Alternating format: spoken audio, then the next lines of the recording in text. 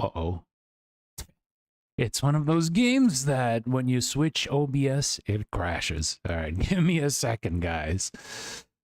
Oh, man, OBS and some games sure are interesting, I gotta say. Yeah, just give it a second. It will be right back. There we go. It's back. But, yeah, hello, everybody. Good evening or good afternoon, wherever you're at. Najumu here, and welcome to more Stories from Seoul, the Gun Dog. So, a slight recap on what happened last time around. We had a bit of a flashback of our main character being part of the Joeyan Martian Alliance, who's fighting against the Earth colony, right? It seems like all of his like partners who are pilots of their own mechs have managed to die except him, because you know, or you can also choose if it's a he or a she. That's not that's a good way to give an open character, to say the least. Man, I am fumbling my words today. I have no idea. But with that said, we get a bit of a time skip, and we are now part of a ship called the Gun Dog, right? And we got introduced to a bunch of characters last time around. More importantly, it's Cassandra, aka Cassie, who is the main character's girlfriend. We also met the ship captain, we met her assistant Vanessa, we met Dylan, we met Dalton, we met Dr. Rosarium as well, and yeah, we also met the chief as well. And now that we got the character introductions, now I think we should be good to go on whatever mission that the Gun Dog is assigned for. All right, without further ado, let's actually begin. Okay, so let's look at the function and see what tasks do we have. Last time we managed to check all of the tasks, right? There is some info which gives a little bit of lore that we could like check every now and then, right? So we could basically read this one first. Armored frames. Humanoid machines used by different factions throughout the solar system as the backbone of their armed forces. Typically between 15 to 20 meters tall and operated by a single pilot. Armored frames are the weaponized versions of worker frames and proved to be instrumental in the outcome of the Solar War. They were largely developed for space combat, but ground use variations have also proven their value. Okay, so I'm thinking every now and then, if we don't have anything to do, we could just scroll down and look at each paragraph that they have in the info tab. Okay, so now where shall we go to? Destination? This is the destination where we should go to. Let me go to the mess hall, for example? With Cassandra leading the way, the two of you leave the foreside thoroughfare behind you and step into the mess hall. Cassandra pauses for a moment, looking left then right, before turning back to face you with a smile on her face. Well, that's it, Sai. Consider yourself officially acquainted with all there is to be acquainted with on board. On board the one and only JFS Gun Dog. So we managed to check the entire ship. Cool. I hope you enjoyed the tour. I did. It's probably up there in my top 5 ship orientations. Top 5? Okay, you're right. top 3. What? Maybe a triple shift to start your time aboard the Gundog is more to your taste. Well, that did happen to me on board the Thunderbolt. So if that did happen, I guess it'd definitely be my favorite orientation ever. What a coincidence. It looks like your schedule's clear until tomorrow morning. Whoa, in that case, 5 stars, great tour, especially the guy. So now that the tour is over, your duties don't formally begin until tomorrow. If you want, we can take another look at anywhere on the ship, or if you want to call it a day, that's cool too. I think maybe we should keep looking around for a bit. I think I'll take another look around. It's best if I'm completely up to speed on everything there is to know about the ship before I start my duties. Roger that, Lieutenant. Let's go. When you decide that you got everything figured out, it's probably best to head back to your quarters. You've got a big day ahead of you. Okay. Let's check the function. And what if we go to fire control? Did we actually... I think we did. Can we talk to someone here? Let's talk to Dylan. Warrant Officer D's. Warrant Officer D's. Dylan? Oh, hey, Lieutenant. How's it going? Not bad, thanks. I was wondering if you could explain the control system here to me. Doesn't look like anything what I've seen before. Huh? Oh, yeah. If you've not been in a small ship like the Gundog, it probably does look weird. Bigger ships have more crew spare so they can have old-fashioned turret operators. On a ship like this, where there's only one dude flying solo, the whole system's optimized to let them run the entire weapon system alone. Each of these track malls links up with a different weapon system, which is represented by a reticle shown on the screen. By rolling the balls, I can move the targeting reticle from screen to screen, and to fire, all I need to do is point and click. That's pretty clever. Only works so well because we got the computer doing most of the heavy lifting. On bigger ships, the gunners have a lot more physical control. A ship like this, it's more like playing a really intense video game. I never really liked those spaceship video games. I'd rather play a racing game or something instead. It's not too bad. Now the war is over, we're not shooting anyone anytime soon. Don't jinx it, Dylan. My guy, don't jinx it, please. So I get to spend all my time here listening to music and staring out into space. Pretty much perfect. Listening to anything good? Yeah, a real classic album right now. Ever heard of Trish and the Replicants? No, sorry. Come by later and I'll lend you a cassette. It's pretty good for such an old band. Thanks for the offer.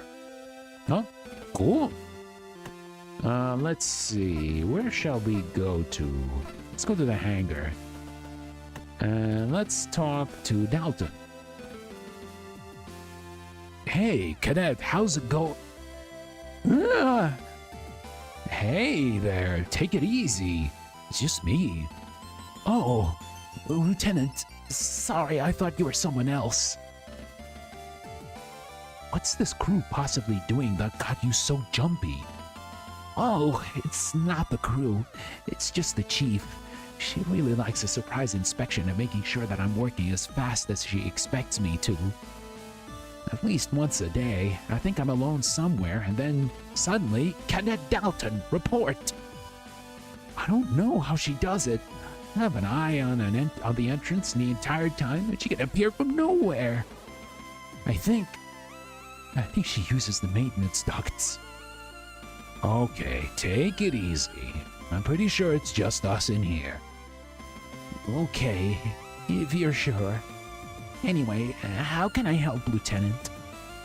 I'm just getting to know the ship and its crew, finding out what they're all about. Oh, yeah. I guess that makes sense. So what are you up to here, cadet? Oh, I'm actually working on 2 projects at the moment as part of my engineering degree. The first is my own project, a high-density rapid expansion emergency sealant for hull breaches. I've been working on a compound that's designed to be released in case of a breach and seal up cracks to prevent atmosphere loss. Sounds pretty impressive. How's that going? Not too well, Lieutenant. I intended it to be used within the ship as a safety measure for the crew. But the technical officer who oversees my progress back at the academy has instructed me to find a way to weaponize it. I do not like that. Mr. Technical Officer, you need to relax. More than Dalton. He thinks it'd be good for immobilizing enemy AFs. It still seems like it's being put to good use if it's cutting down on casualties, don't you think? I guess so. What's the second? Oh, that's just something I'm working on for the Chief. It's a set of modifications for Juno to increase its mobility in space. Cadet Dalton, report! Ma'am. Chief. Yes, Chief. Currently in the process of... I think I'll just leave him to get on with it. Where did she come from, anyway? Damn, the jump scare. No, we don't need to go to Cassandra's quarters. Crew quarters, quarter 2, let's see. Is there anything we can do here? No. Let's go here. Yes. Nope, no one to talk to here. Let's go to the corridor. Nope. Captain's quarters. Yeah, maybe we can talk to the captain. Captain's quarters sits at the end of the corridor, differentiated from the other doors in the corridor by the small insignia that sits above the nameplate. Like the others in the corridor, it displays the occupant name. This name, Captain Mares Bartermuse. Even in your role as a security officer, there are a few rooms on the ship that you don't have access to. The captain quarters is one of them. There's nothing for you here right now, so you turn back. Okay, fair enough. Let's go to the bridge. Let's talk to Bartermuse. Yes, Lieutenant. Captain, when I received my posting to the gun dog, I was informed of my role, but I didn't receive the ship's briefing documents. If I may, what's the gun dog's objective? We've been alerted by another Swift-class patrol vessel, the O'Brien, about signals coming from the edge of our territory. The O'Brien is currently on a solo patrol in outer Jovian space, so we've been sent to provide backup or support as necessary. Of course, if something were to attack the 2 Swifts, it's not as if they could put out much of a fight. Really, it's more that we're out there so that if anything does happen, at least one vessel will be able to get away to warn the colony fleet. I see. Oh, did I just say that out loud? Yes, ma'am. Forget what I just said. That's an order. Yes, ma'am. Let's talk to Vanessa. Excuse me, Lieutenant. I'm currently on duty, so I would appreciate it if you did not disturb me. Lieutenant Najumu is the ship's head of security. Since I'm here, you can take the time to introduce yourself formally. Great. I've got this. See you in 5. Oh, we already read that. Yeah, we already read that. That's fine. Yeah, we already read that. I thought there was going to be some new dialogue. Okay, so let's go to the central hub. Can we find someone there? Nope, just Cassandra. Where shall we go to? Let's go to the armory. Nope, only Cassandra. The thoroughfare? I like checking each area and see if we can have an extra session, an extra dialogue session. Dr. Rosario. Lieutenant, are you feeling unwell? No, I'm feeling fine. Have you come to pick up any medication? No, I am totally all right, thanks. Have you come in for a precautionary checkup? No, nothing like that. Then are you here to ask about my mechanical elements? What? No, of course not. Oh. Well, in that case, Lieutenant Najumu, I'm not sure if I can help you today. Don't worry about it. Okay, let's go to the engine room. No one here. It's just Cassandra. Let's go to engineering. Let's talk to the chief. Yes, Lieutenant? Well, Chief, I was just stopping by to... Tell me, Najumu, What is that? What is it that the ship's security officer on a vessel with only 10 crew does all day? Oh, that is... Because I'll tell you what a chief engineer does. A chief engineer spends every damn minute of the day trying to keep pace with all the systems on board this vessel, making sure they're all running absolutely flawlessly. You know why? It's because if I don't, it's a thin line between optimum comfort and a horrific death in a cold expanse we call space. So I'll be frank, Lieutenant. Unless you are about to help me redirect these condensers while I refresh the primary moisture chamber, I don't know what good is going to come from you hanging around and distracting me. Understood? Yes, Chief. Well done. If you want something to do, you can go and check up with the junior engineer in the hangar. Kid's probably slowed down since I last put the fear of the void into him. Wow. Oh, the chief ain't playing around. Cassandra said on this ship only the captain has access to the central computer. Don't know what I'd even do then in there, so there's no real point to me in going in anyway. Alright, time to go sleep.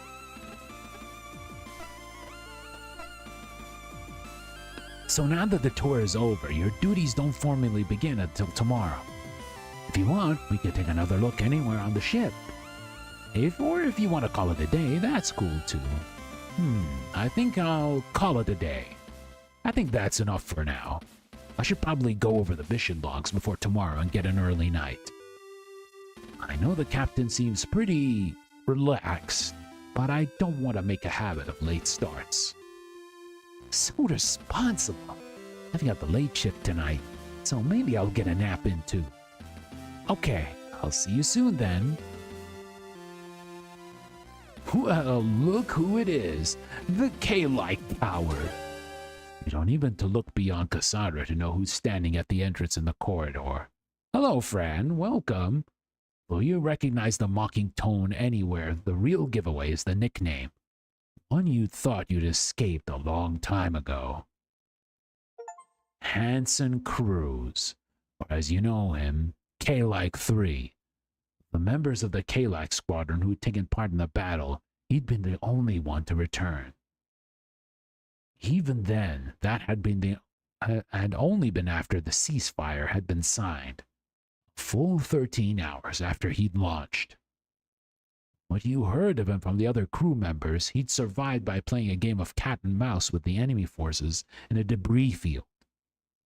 By shutting down the majority of his systems and hiding amongst the wreckage, he'd been able to launch surprise attacks, taking down his pursuers one by one.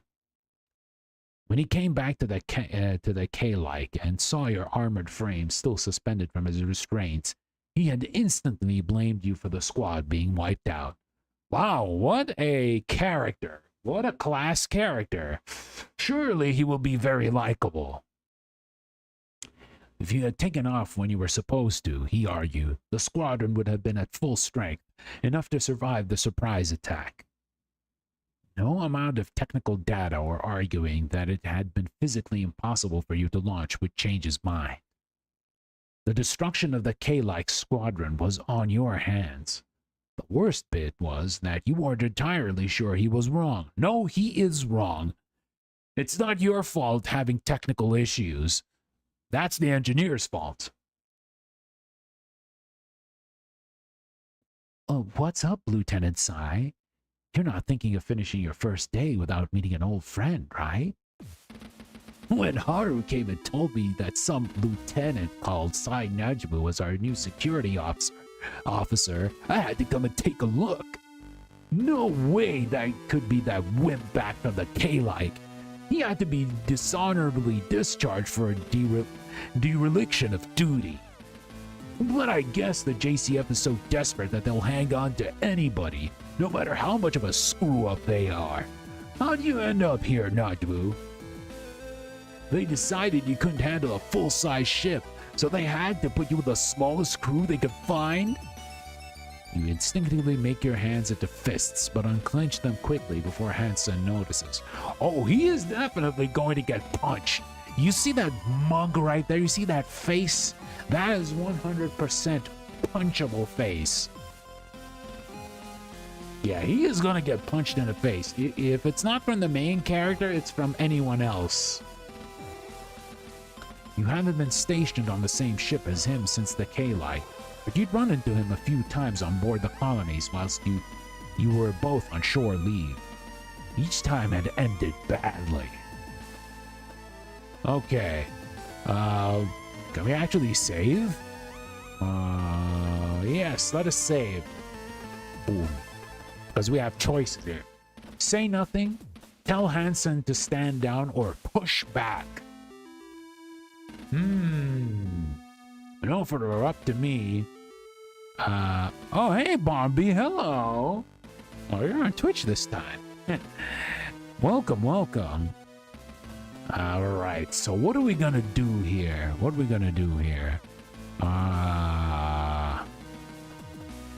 Tell Hansen to stand down or push back. Push back!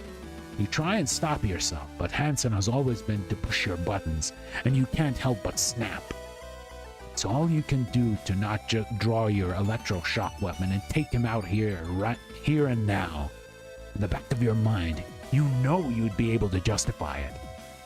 Back off, Cruz. Whatever issues you've got with me can stow it. I'm not gonna take your crap because you think you're hot stuff on a two-frame ship. Big talk for someone who's never seen action. You wanna go a few? Come at me, or are you just gonna hang back there and hide like you always do? See what I was saying, Haru? This lieutenant here is a coward and has been since day one. Won't fight, won't even stand up for himself. I need something to reduce my sleepiness? Oh, okay. Ensign Cruz, you stop this right now. Lieutenant Najumu is... Can't stand for yourself, so getting this ditz to do it for you, is it, Lieutenant? Cruz, you stop this right now and apologize, or I'll order Lieutenant Najumu to throw you into solitary and write you up myself. You're welcome to try, Lieutenant Commander, but I don't think your security officers got it in him to even try. You think you can take me on, Najumu? Okay, time to save. Save again. Boom. There we go. Go strong and silent. Remind Hansen that orders are orders, or show him you mean business.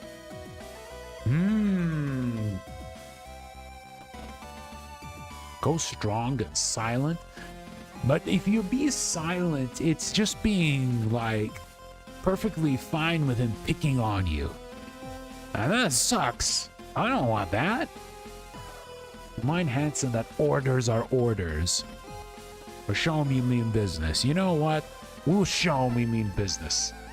Staring Hansen in the eyes, you say nothing, but instead slowly move your hand to the holster on your hip that holds your electroshock weapon. With a slow, deliberate motion, you undo the clip and lay your hand on the weapon's grip. I suggest you do as the Lieutenant Commander says, Ensign. I'm authorized to handle insubordination as I see fit, especially when it's hostile. Hansen steps past Cassie and right up to you. With his face inches from yours, he places his right fist into his left hand and cracks his knuckles. He's so close that you can feel his breath on your face as he sneers at you. I'm surprised, Lieutenant. I didn't think you had the guts to make a threat like that. But do you think you're fast enough? Come on then, Lieutenant. What's it going to be? You're going to show me who's boss on board this ship? You gonna make me obey that order? You wanna think long and hard about what you're going to do, Lieutenant? Never know when you're going to need a friend like me. I mean, we're all crewmates here, right? I'm not heartless. I'll even help losers like you out if you've done me a solid or two. So maybe you should act like a professional for once. Or are you going to do something stupid and show the Lieutenant Commander that you're just as much of a screw-up as she is? You take a deep breath and... Okay. We're saving here. Do nothing, stand up to him, give him what he wants. Stand up to him. With Hansen's breath hot on your face, you do everything you can to not bat an eye at that last comment. But despite your best effort, your hands are clenched into fists. As much as you'd like to put 50,000 bolts through him for insubordination and insulting a senior officer, you know that would be letting him win. Instead, you glare into the ensign's eyes for a few more seconds. You can almost feel Hansen's hatred for you radiating from him, like an aura, and it takes all the bravado you can muster not to step down. The two of you stand like this for longer than you'd like until... Would you two knock it off already? I'm on duty this evening, and I don't want to have to update the captain that both her new security officer and lead pilot are in the sick bay. All because their egos are too big to be on the same ship together. So both of you stand down. That's an order. Both you and Hansen are taken aback for a moment, like two school children who have been caught in a playground squabble. You turn from Cassie to Hansen and back, trying to come up with something to say. Similarly, Hansen's air machismo has been dented by the surprise outburst. No, I don't want to hear it from either of you. You're both in the JCF, so maybe you should start acting like it. Ensign Cruz, I want you to report to the chief at 0400. You're helping her clean out organic processing filters. As for you, Lieutenant Najumu, we'll discuss this later. Hey, you can't. Ensign! Piss off! That's an order! For the first time since you met him, Hansen looks lost for words. He stands there for a moment, mouth agape. Yeah, Lieutenant Commander, I hear you loud and clear. Hansen thrusts his hands into his jacket pockets, turning on his heel and heading away towards the thoroughfare. She's pulled up the piss off. See, when I said Cassie's my favorite character in this? Yeah, I knew that she's gonna be the best. She's gonna be the best character. Things may change though, but so far, yeah, you good, Cassie. He cocks his head, gesturing to Haru to follow him as he leaves. Before the pair are fully out of sight, he turns back to the face of the two of you. Good thing someone's on our crew to keep everyone in line. Does it seem like our security officer's up to the task? With this parting shot fired, both Haru and Hansen disappear around a corner. You and Cassie stand there watching the space where they've been. Cassie crosses her arm as she taps her foot furiously. What an absolute dick! I told you he's a real... And you! What was that performance all about? I've told you about him. He doesn't back down. You've got to... I know. But you can't let him get to you like that. Otherwise, he'll just keep coming time after time until one of you does something they'll regret. You pause for a moment and your cheeks grow flush, suddenly filled with a sense of shame for being caught acting so childishly. Hey, don't worry about it. I know what the two of you have been through. To be honest, I figured he was a real asshole from the moment I met him. Plus, he's going to be busy helping the chief clean out those filters for the next month, so don't worry much about running into him much anytime soon. Still feeling a bit sheepish about your behavior in front of Cassie, you manage a smirk. Thanks for stepping in there. I shouldn't have stooped to his level. Don't worry about it. Just take it easy and don't let what he said get to you. I'm going to go get ready for my shift, so I'll see you soon. Sure, I guess. I'll catch you in the morning. Sounds good. Oh, one more thing. What's that? Cassie steps forward, places her hands on your waist, and stands on tiptoes, raising her face up to yours. You close your eyes and tilt your head slightly in response. Oh! Oh, damn. Well, that would probably calm someone down after a heated argument, that's for sure. At the moment that her lips met yours, you forget everything that just happened. All you can focus on is the softness and delicate warmth. After a moment, Cassie slowly moves back and you open your eyes to find her gazing at you contentedly. You both share the same gentle smile before she steps away. Yeah, they're actually a boyfriend and girlfriend. And they've been dating for, I think, 2 years. Sleep well. As Cassie walks away, she spins on her heels, gives you a quick wave, and then turns back, heading further down the corridor. As you step into your quarters and head over to your bunk, the door is shut behind you. You stand there for a moment, with the smile still on your face before you let out a sigh and sit down. Staring at nothing in particular, you mull over the day's events and Cassie's words from earlier. Big day ahead tomorrow, huh? You sigh. You'll see. April 23rd, Planetary Calendar 214. 4 days have passed since the JFS Gundog departed on its mission to rendezvous with the JFS O'Brien. In that time, her crew, including Lieutenant Najumu, have fallen into the easy rhythm of life aboard the ship. Cool. Even as the Gundog enters the outer limits of Jovian space and is due to meet the O'Brien, there is little for the crew to do, and a general sense of routine permeates the atmosphere. Outer Jovian space, aboard the Jovian patrol ship, JFS Gundog. Oh, we're in the mess hall. You're just finishing the last of your coffee as a shrill series of electronic pips begin sounding from your wristwatch. Without looking to check the time, you turn off the alarm and rise from your seat, knocking back the last of your drink once you stood up, then taking the empty cup back into the food vendor. It's easy to lose track of time on board a military ship where the light is kept at a constant level, so you rely on a series of alarms you programmed. You know that this one means your shift is due to start in a few minutes, giving you time to finish whatever you may be doing.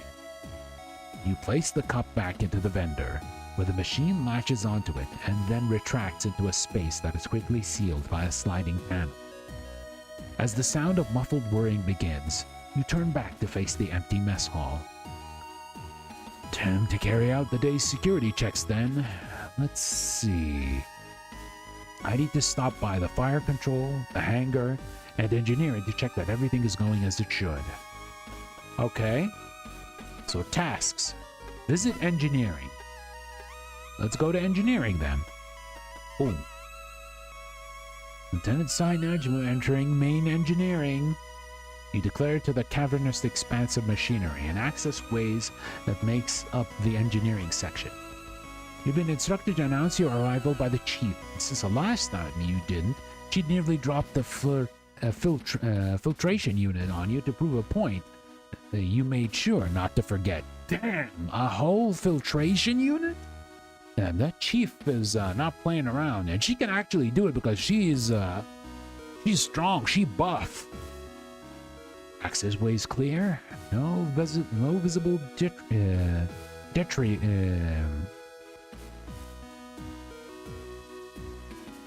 detritus. Nothing seems to be malfunctioning. You stop midway through your visual checks. And no one's throwing heavy machinery off the higher levels to teach me a lesson in proper conduct. It doesn't take long for you to finish your daily checklist. The chief runs such a tight ship that you don't really expect anything else. Now that you think about it, though, she hasn't given you a daily grilling about how insulting it is that you think these daily checks are necessary in the first place. Chief? You here? Up here, Lieutenant! Chief? Are you around? Damn it, Lieutenant, I'm up here! That's weird. It's not like the chief to be at her assigned duty station. I'll have to tell the captain. Damn it, Lieutenant, I'm up here! Look up, you idiot! Looking up, you see the chief engineer leaning dangerously across the safety rail of a walkway a few levels above you. Behind her is a massive cabling that's pouring out of an open panel above her. Oh, Chief, good morning. Good morning yourself. I've been calling back to you this whole time. You forgot to clean out your ears or something? Sorry, Chief. It's pretty loud in here. Nothing in here is running above a safe decibel limit, and if you tell me otherwise, I'll come down there and recalibrate your ears. Oh, what happened? What happened to the resolution? Hold up.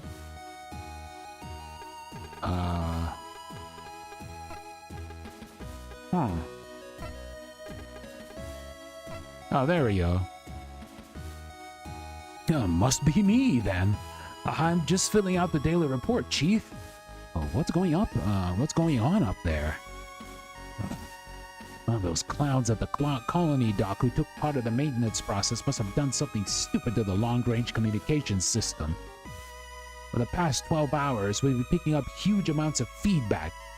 Must have made a bad connection, but I can't find it in all the shoddy wiring. Are you sure there's nothing out here that could be sending a signal? A broadcast from the O'Brien? One of our reconnaissance satellites? No chance. His feedback is way too intense.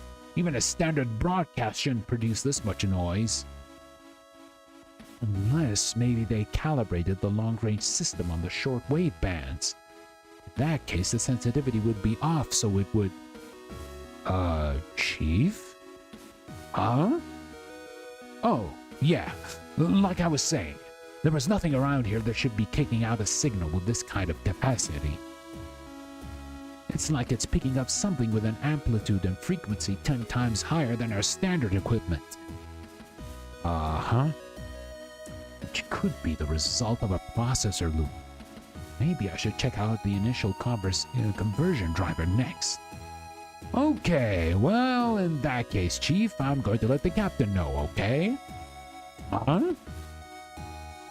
I'll put that in my report for the captain, alright? Oh, yeah, sure. I was going to let her know when I fixed it. But those dolts have done a real number on this, so it's going to be a longer than I thought. Alright, thanks for the heads up. Okay, now let's go to fire control. Fire control, yes. You still feel a little bit awkward checking on the fire control as part of the security report.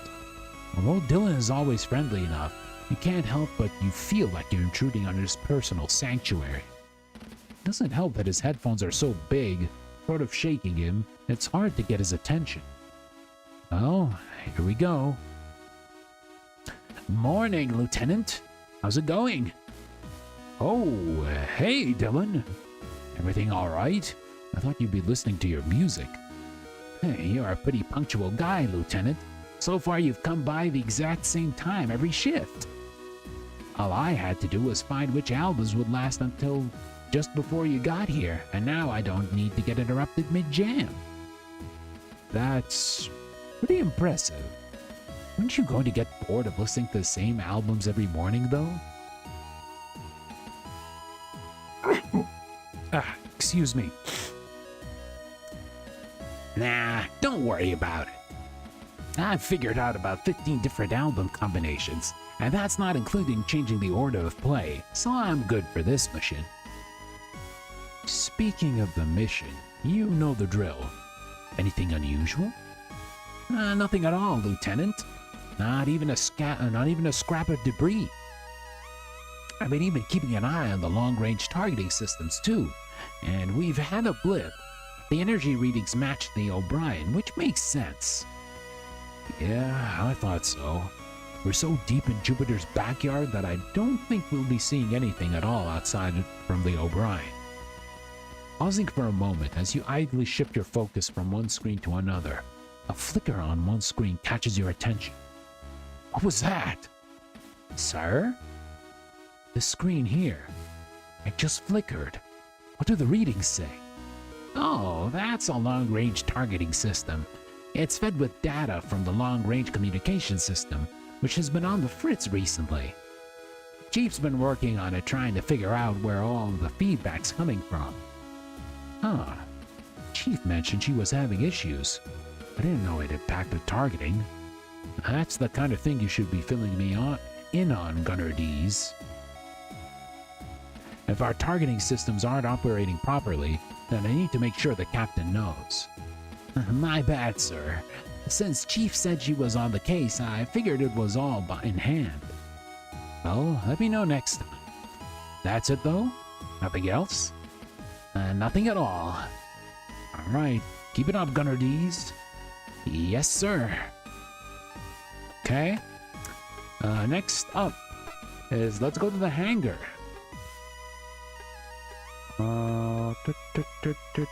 Where is the hangar? There it is. Alright, let's go. Alright, the hangar. Let's see. Although you take the first few stairs normally, by the time you reach the hangar entrance, you're skipping almost every step.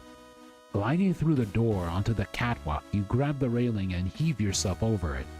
As you continue to float lazily through the wide open space of the hangar, you start your visual checks. Walkways clear, access points marked, munitions stowed, all the equipment and supplies seem to be where they should be. You casually shift your weight to one side of your body, causing you to begin spinning slowly. As you rotate, the glare from the hangar lights reflects off an armored frame's camera lens, almost as if it was watching you. Quickly dismissing the thought, you turn your attention back to your duties. Eventually, you arrive at the other side of the hangar where you plant your feet on the thick steel of the main door. From this angle, you could take in everything that you may have missed, including Dalton, who you can see almost amongst the storage units, his attention fixed intently on a collection of parts in front of him. Cadet Dalton, attention! The junior engineer suddenly snaps for attention the second he hears your call, inadvertently launching a pair of fires he was holding out in the open space of the hangar. Without gravity to stop them, they continue to sail through the air. This kid would probably be jump scared by, like, someone who is speaking extremely softly to him, right? Like, he wasn't even shouting or screaming, he's just saying, Hi Dalton, how are you? And then he'd feel like as if he saw a poltergeist. Poor kid. At ease, cadet. You time your launch from the door exactly to allow yourself to grab the pliers as you float over to the startled cadet. I believe these are yours, cadet. Sir, thank you. I didn't realize you were... Relax, Dalton. I'm just doing my rounds. Not here to check up on you. Oh, okay. Cool. Yeah. Is there anything I can help you with? Just the usual. Everything okay in here? Haven't noticed any mechanical failures? Everything working how it should? Any suspicious activity? Nothing to report, sir. I've just been working on my project.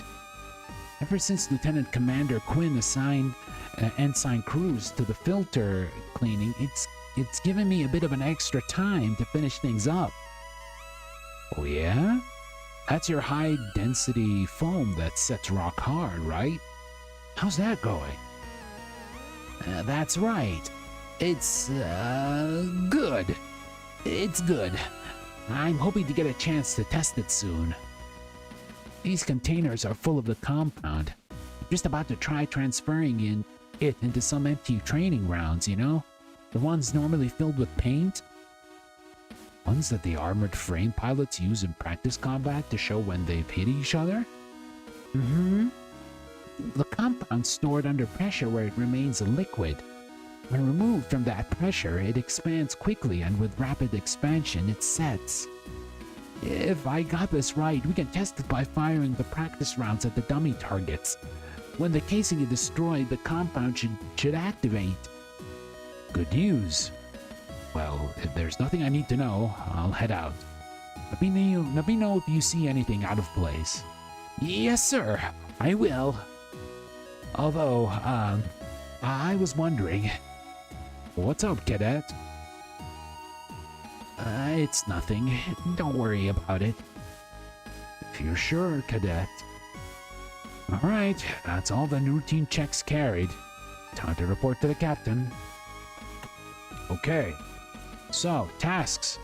Deliver a report. Time to go to the captain's quarters.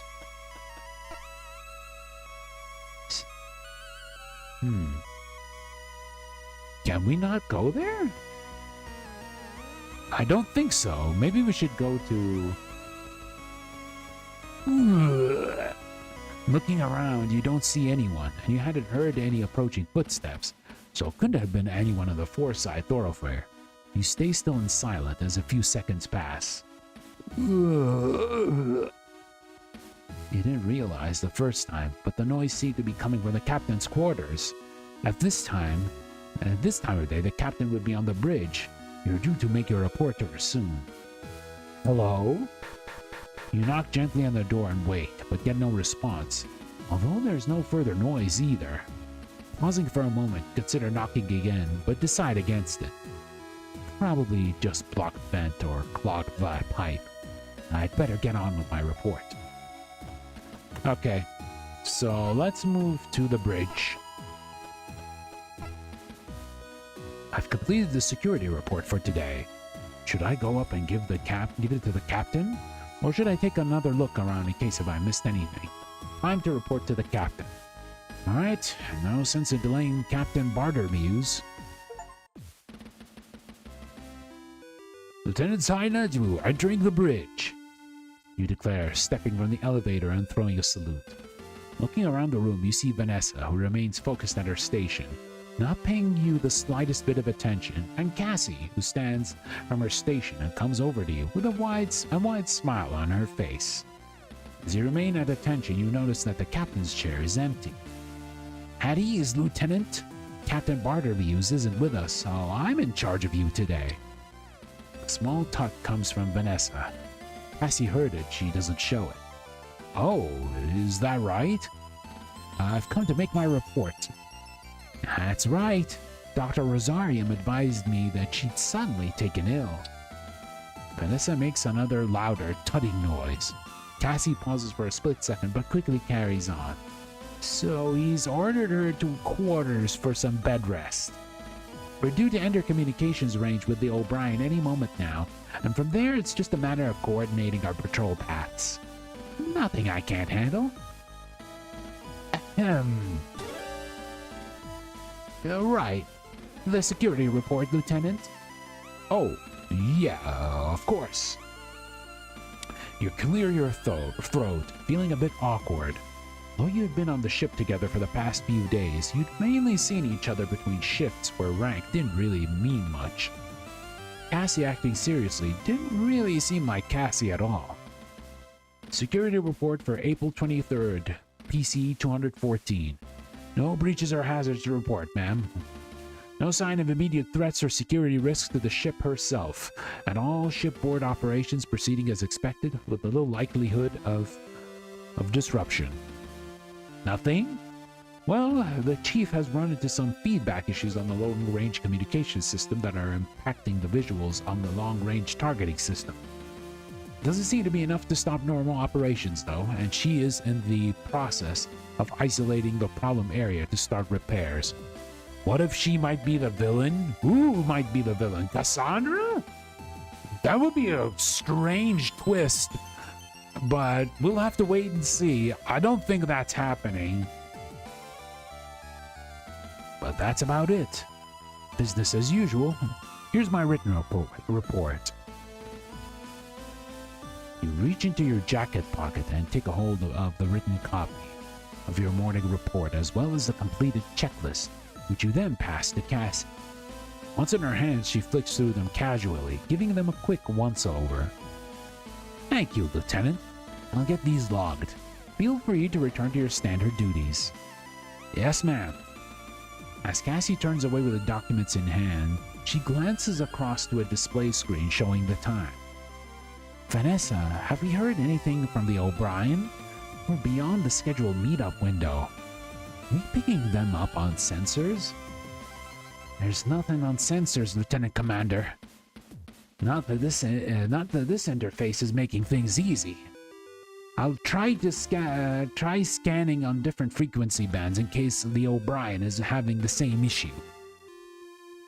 Vanessa begins to flip switches and twist dials, filling the quietness of the bridge with a series of noises that range from annoying buzzes to painfully shrill screeches.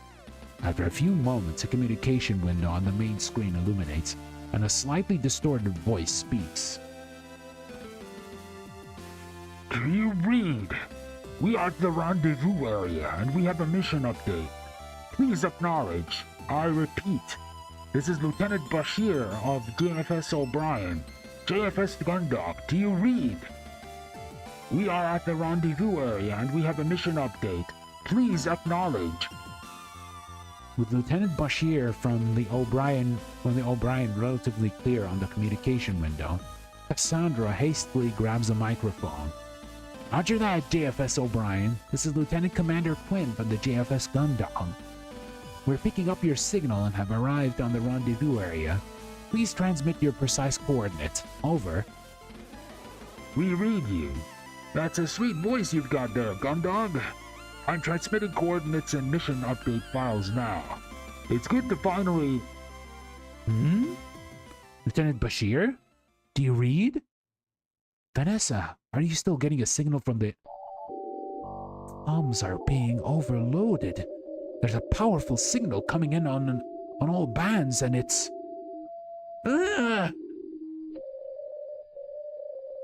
What the hell just happened?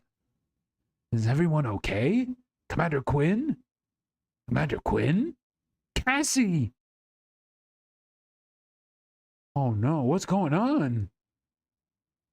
Even before your eyes adjust to the minimal lighting of the bridge, you kneel down and reach into the darkness, trying to find where Cassie has collapsed onto the deck. You search blindly for a few seconds until your hand meets her shoulder, and you move towards her. Cassie! Hey, Cassie! Say something! Cassie! Hang in there, Cassie. Lieutenant Lord, call sickbay and get the doctor up here right now. I can't. Why not? The ship's entire system has been knocked offline. Even the emergency backup systems. It's all offline. We don't have time for this. Get it back online. You rise quickly and dash over to the elevator, slamming your hand into the call button. I'm going to take Cassie down to the sick bay. You can... Aside from your voice, the whole room remains totally silent. Most conspicuously absent, though, is the whirring of the elevator that would take you directly to sick bay. You rapidly press the call button in frustration. Idiots! What part of the offline do you not understand? Quinn's not going anywhere until at least the backup systems are online. But that can't be done from the bridge. What do you mean? How do we get them back online? It's an emergency failsafe. There's a critical failure with the central computer and it can't function properly, then the entire ship will be shut down. Then it enters a lockdown mode until it can be rebooted. All areas are sealed in the case of the shutdown is the result of enemy action. The main computer in the engineering needs to be physically rebooted to restore any sort of access. Of course, since this is a security system, you should know all this. You grit your teeth to stop yourself from snapping back at Vanessa. In the heat of the moment, all thought of process and procedure had left you completely. All you'd been thinking about was getting Cassie to sickbay. Placing your head on your hand, you pinch the bridge of your nose and try to focus. That's right. But isn't the order to reboot the central computer given for the bridge in that situation? Why did we say we can't? 2 reasons. First of all, the lockdown shouldn't affect backup systems. But for some reason, everything seems like it's offline, which means there's no internal communication system right now. Secondly, even if we did have the internal communication system, access to the central computer requires input codes which are known only by the captain. Or, in the event of the captain is incapacitated, the second in command. Vanessa turns to look at Cassandra, who shifts slightly. As she continues to talk to you, head back to Cassie, kneeling beside her and placing her in the recovery position. Feeling the cold steel of the floor as you turn Cassie over, you take off your uniform jacket and lay it over her, which currently would be Lieutenant Commander Quinn. Meaning that right now, both the people who know the necessary information to get the ship back up and running are out of action. There's got to be some way around all this. Weren't you listening? This isn't supposed to happen. We should at least have the backup systems in place. Without them, there's nothing we can do except sit around and wait for the air to run out. How about the O'Brien? Can you contact them for support? Everything is offline. What part of this are you not getting? As you kneel over to Cassie, your mind races through what Vanessa has told you. You know that she's right and that all the ship's emergency action plans revolve around the backup systems being operational. And without them online, there's next to nothing that can be done within the ship. Boy, this sure escalated quickly. Your mind catches on that a point for a moment, and you can't help but wonder where whoever wrote that plan was optimistic enough that they couldn't see a situation where the backups failed, or whether they were so pessimistic they felt if those systems were out of commission, there was no real hope for the crew either. Pushing that thought out of your head, you desperately try to figure out a way to get Cassie to the sickbay. There's got to be something you know about the ship that would help. In all your time you spent working as a security officer, there's got to be something that you've picked up that would... That's it! In the crew quarters, the panels by the bunks can be removed and replaced. People use this space in the structure to hide contraband. What are you talking about? The ship's maintenance crawlways are accessed in the same way. If I'm right... You head back over to the elevators, but this time, instead of trying to call them, you begin to run your hands over the seams of the wall panels on either side. Eventually, you notice a gap a few inches in length. Normally, maintenance would have a special tool to access this, but you can do the same thing with... I know I've got it on me somewhere. Where is it? The access card? Taking your ID card out of your pocket, you slide it into the gap, into the seam until it meets some resistance when it's about halfway in. You slide it up and down a few times until you feel it stick on something, at which point you push harder. Suddenly, you hear the sound of multiple catches disengaging and the panel falls towards you. Taking the wall panel in both hands, you place it to the side where it used to be attached. Now, instead of solid wall, you just make about an absence large enough for someone to fit inside, with a series of rungs heading downwards into a darkness which opens up once they pass by where the elevator currently sits. How did you know how to do this? This is one of the first tricks you learn as a security officer. Ship crews get very creative with where they stash things. With these panels, it makes more sense that the maintenance crawlways are accessed in a similar way. Well, great. Now you can crawl around the walls in the dark. Very helpful. You grit your teeth and breathe. You hadn't talked to Vanessa much since you met, but you were now beginning to understand why she always ate alone in the mess hall. I can get up in here. It means that I can get down in the central hub. From there, I can see if I can get to the emergency input codes from the captain and make contact with the chief in engineering. Do you really think he can solve this by clambering around inside the walls?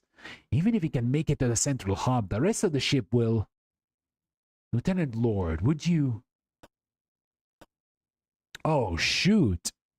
We got choices.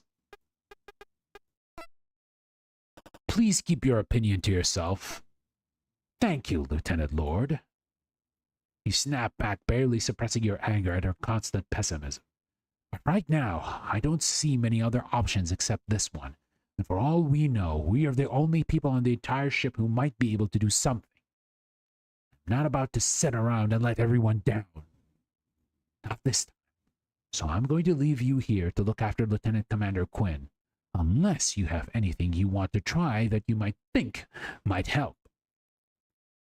Vanessa stares at you for a moment, as if weighing up what's best put down for the current situation is. Instead, she heads back to her station and starts flicking switches and pressing buttons on her control panel. All right, you do that. I'll try to get to the internal communication system working. Since the backups should work in a situation like this, maybe there's a way to get them back online. Get moving, or are you going to stand around and gawk while I get everything done by myself? You inadvertently sigh loudly as you turn around to reach into the crawl space, grabbing a rung and then placing your foot on one lower down. Hopefully I can get things back online with the chief and the captain's help. Just look after Lieutenant Commander Quinn until then, all right? Vanessa turns away from you, continuing to adjust the inputs on the communication system. Yeah, sure. With that, you lower yourself into the darkness, taking one rung at a time. Once you pass the stationary elevator, you can feel the space you're in open up around you. Carrying on downwards, you reach behind you every so often to see if you can feel the catch system that would keep an access panel attached. After a few attempts to find it, your fingers eventually brush over a catch, and with some coercion, you manage to get it to release, causing the whole panel to fall off the wall behind you and clatter onto the floor of the central hub. As you step out of the crawlway, a loud banging starts from nearby. You immediately reorient yourself to face the moon, placing your hand on your electroshock weapon just in case. As you scan the room in the dim lighting, the banging continues, and you realize it's not coming from anywhere in the central hub, but one of the elevators. With your hands still hovering on your weapon, you slowly move towards the noise, trying to make as little sound as possible, hoping that whoever or whatever is making it doesn't know you're there. Despite the darkness, you can see that the elevator doors are open slightly, with an inch or so gap between the two doors. And as you angle yourself to try to see what's inside, your question is answered. Hey, who's out there? Whoever you are, help me get these stupid doors open. Whole thing's jammed. You pause for a moment. You haven't seen Hanson since the other day outside of your quarters. I know you're out there. I heard you. Get over here and help me get these doors open. Hey, what are you waiting around for? As Hanson continues to call out, you size up the situation. With the darkness of your room, you can easily come and go without him being able to tell that it's you. On top of that, it's unlikely that he'd be able to force open the elevator doors on his own. Hey, come on! This isn't funny! Who's out there? Stop jerking me around! It's petty, but part of you almost relishes the idea of Hansen seeing how it feels to be trapped and unable to do anything. Haru, if you're messing with me, I'll kick your ass! Still, he's a member of a crew, and as a security officer, it's your role to keep them all safe, regardless of how much of a dick they might be. You take a deep breath and... Oh boy. Help him open the doors or leave him there. You know, it would be funny to just leave that idiot in there, but, you know, it may give us a bad ending. We'll help the idiot. Hold it for a second before releasing one long, constant sigh. Hey, I heard you. I know you're there. Get me out. All right, Ensign. I'll take the door on the right. You take the door on the left. On the count of 3, we pull. Great. Everyone on board in this decay-like coward. Figured you'd stop by here. Find a nice little space to crawl up and hide in. Helping me out so we can trade places and you can ride it out until the action's over? Dude, shut the hell up. I'm saving your stupid ass. Just shut up. You immediately begin to regret your decision. Cruz, do you want to get out of there or not? Whatever. Alright, here we go. 1, 2, 3. The two of you both heave against the elevator's doors, which shift slightly, but not enough for Hansen to get out. Okay, again. 1, 2, 3. This time, the doors yield a little bit more to your efforts. After they open a few more inches, you step back to catch your breath and watch as Hansen sticks his arm through the gap but struggles to get any further than that. Once more, and we should have you out of there. Shame your girlfriend isn't here. At least she's got a backbone she could be putting into this. You freeze for a moment as all your muscles stiffen reflexively, and a wave of anger flows through you. Excuse me, Ensign? You heard me. She's the one of you two that haven't... she's the one of you two with any stones. She hadn't been there to save you the other day, I'd have... You'd have what? I'd have... Think hard about your answer, Ensign. Give me the wrong answer, and you could try to squeeze that thick skull of yours through that gap without any more of my help. Forget it. That's what I thought. Now get ready. Alright, here we go. 1, 2, 3. It takes the two of you a few attempts, but finally you manage to push the doors open to the point where Hansen can make his way through the gap between the two of them. Free of the elevator, Hansen dusts himself down and looks around whilst adjusting his jacket. What the hell's going on? What happened to the ship? Why has everything stopped working? There should be backups or something, right? You pause for a moment. Despite having on the bridge when everything went wrong, you probably have as much of an idea as Hansen would. Honestly, we've got no idea. I was on the bridge when it all happened. We made contact with the O'Brien. There was this flash. Then Commander Quinn has been knocked out. All the systems were offline, even the backups. I managed to get off the bridge using the maintenance crawlway. Now we're trying to figure out a way to reboot the computer to get everything back online. Just great. I knew the ship was a piece of junk the moment I stepped on board. You said you guys had a plan to get things up and running, yeah? Yeah, kinda. Great. You can handle that.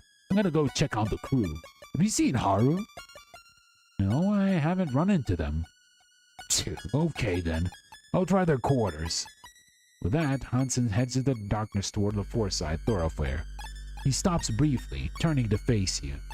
Lieutenant? Yeah? Thanks. Or whatever.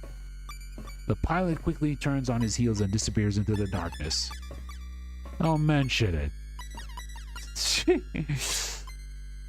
Oh my god, what a character.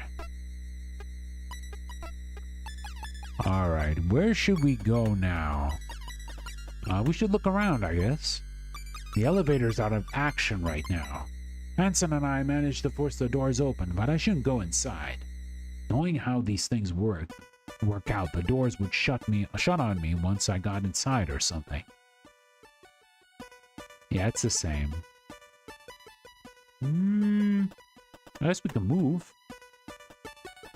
We go to the sick bay? The elevators are clearly out of action.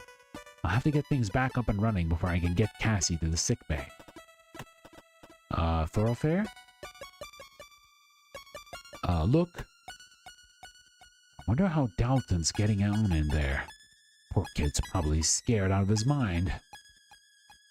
Now would be a bad time to get hungry. Okay, so let's go to...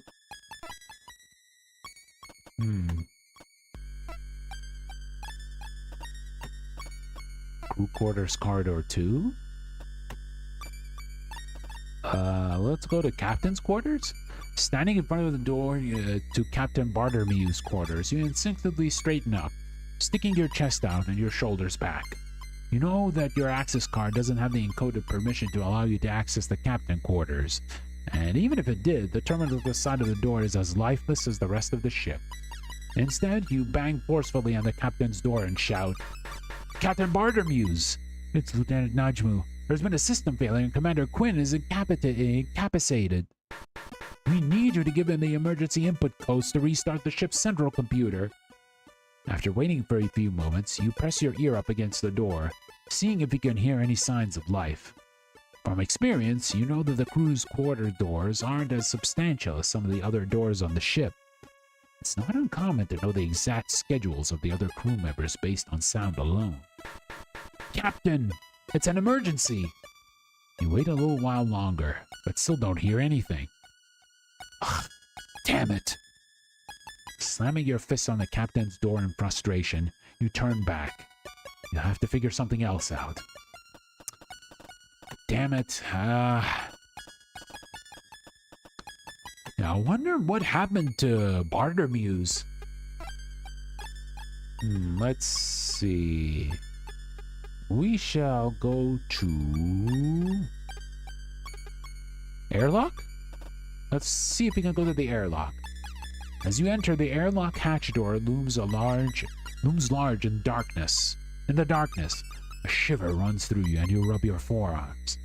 It wasn't something you'd notice until now, but as you feel the goosebumps that cover your skin, you realize the ship's temperature has now dropped noticeably. To find a way to get things up and running again.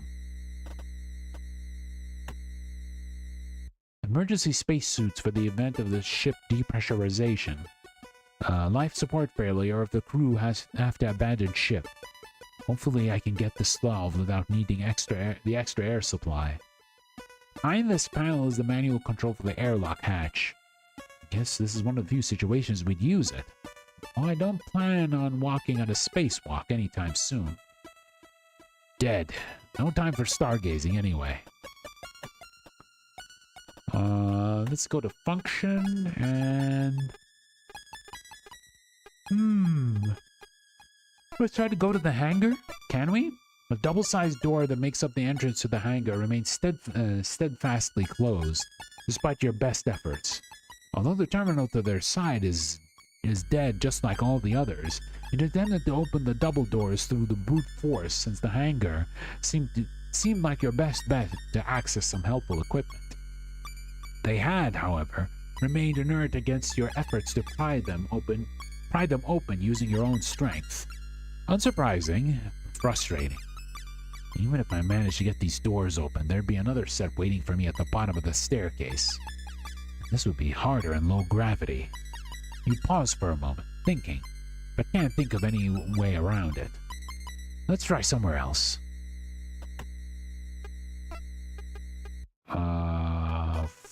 Fire control?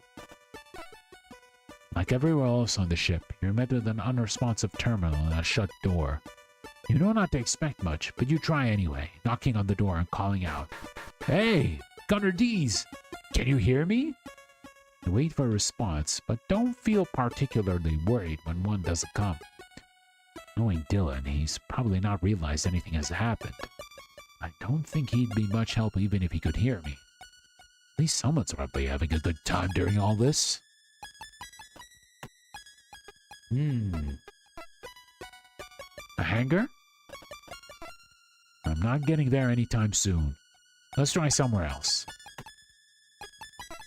Let's go to the engine room. As you leave the central hub and enter the long corridor that compromises the aft thoroughfare, the first thing you notice is the sound of your steps on the metal floor ringing out and echoing down the corridor. Normally, the vibrations from the engines would dull this noise and would be barely perceptible over the low and steady rumble. Gone to the point where you'd never would even notice the constant noise at the end of the ship. But now that the corridor is silent, its absence hits you. Is there anything to look around here? The armory. I don't think going there. I don't think there's going to be anything in there that can help me out. Even though the ship is locked down, I'm not sure trying to blow them open would be a good idea. I should be able to find the chief in engineering. If anyone can figure this out, it'll be her. Let's go to engineering. At the end of the aft thoroughfare where the corridor would normally transition from corridor into the engineering department, instead you're met with a substantial blast door with the word engineering stenciled onto it. You run your hand over the surface before rapping on it with your knuckles. Rather than the low ring which would indicate it being relatively thin, this door returns a higher pitched noise, indicating that it's significantly thicker than normal. Unlike the rest of the doors on this ship, which are designed as entrances and exits, you can tell that this one exists more to block one section off from the other. You instantly dismiss any thoughts of forcing it open. It's likely that even the contents of the armory couldn't shift it. After a minute or two of fruitlessly inspecting it, you shrug to yourself. The only thing you can do right now is hope that the chief is nearby. "Hey, Chief!" You pound on the door with your fist, hoping that the sound makes its way through.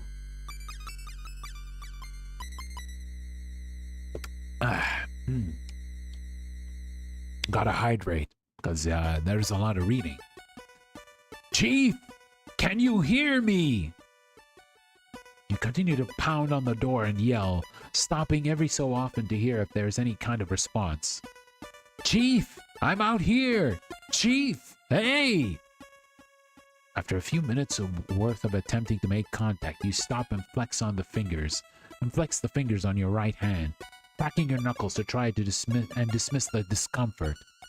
Given the size of the engineering department, you begin to think about how close the chief would be to even hear you, and the odds of that happening. Before you can resume your attempts, though, you hear a dull, repetitive thudding coming from the other side. Oh! Oh, that's kind of funky. That door banging was kind of funky.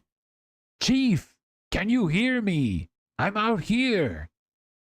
You call, pressing your ear up to the blast door to see if you can hear an answer. Instead, you hear the same dull, repetitive thudding.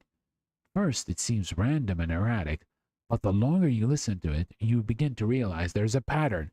It's Morse code.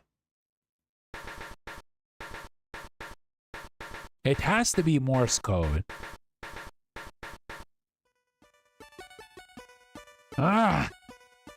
That's great, but what does it mean? Defeat, you slam your fist against the door one more time. "Chief, I don't know if you can hear me, but I'll try to find a way to get in there with you. At least I know someone's in there. There's got to be some way I can get in touch with them. Send them a signal. Maybe there's something I haven't thought of yet. Emergency communication system? Something that's not tied into the ship? Think.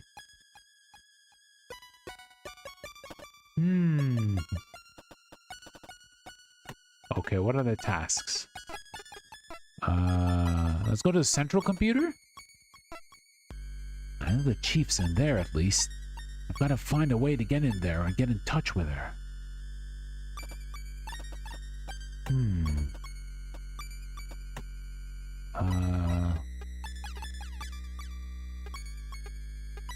Engine room?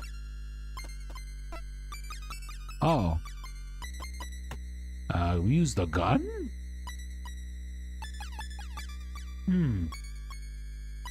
No, it doesn't seem like it. Maybe we could go to the armory, I guess? You swipe your keycard through the card reader sent into the terminal by the armory's door. There's absolutely no response. Looking at the terminal, you can see there's no indication that it's working at all. Figures that everything shut down, this wouldn't work. No sense wasting time around here anyway. I need to find some way to get in touch with the chief.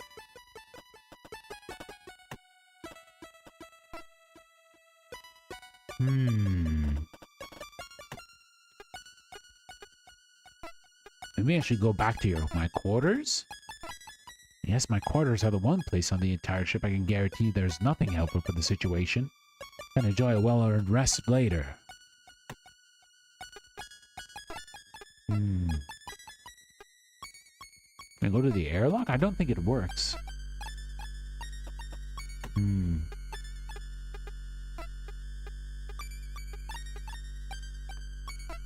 Let's go to the thoroughfare.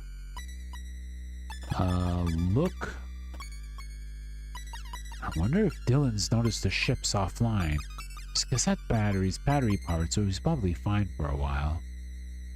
That would be a bad time to get hungry.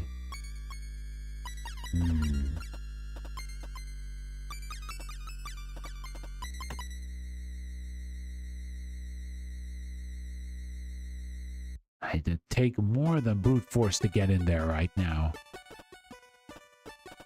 Okay, let's move to... Let's check the map. Let's go to Cassandra's quarters? You pause outside of Cassie's room, wondering if there's any chance that she may have left a copy of the input codes in there.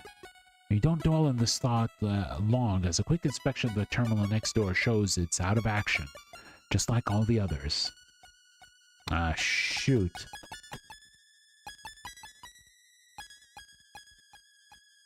Oh. The chief's quarters. That banging from earlier must have been her.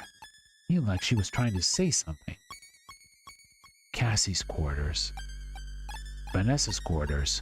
Hopefully she can figure out something on the bridge if I can't get those codes. Dr. Rosarium's quarters.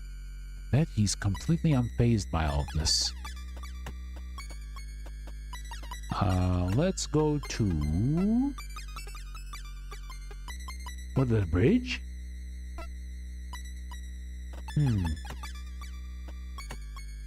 We can talk to Vanessa. What? So did you have anything, did you have any luck with getting anything running up here? No, but I have an idea of something that might help. Oh yeah? What? If you got out of my way and did something useful somewhere else. Okay, understood. Jeez. Damn, so grumpy. Okay. Let's look around. What is this? There are maintenance crawls like this all over the ship. It's lucky that this one was so easy to access. I wouldn't want to try to find any others in the dark without any guidance. Can we use this? The access tunnel will take me up to the bridge. Should I go head up back there? No, we don't need to go to the bridge. Oh. I can't hear anything from down that way. How eerie.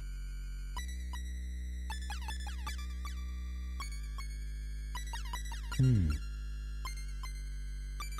can normally hear noise from the engines all the way up here.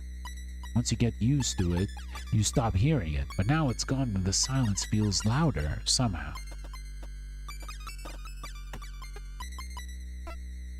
Can we go to the mess hall? I don't think we can. I'd kill for a coffee right now, but I don't think there's anything in there that will be helpful.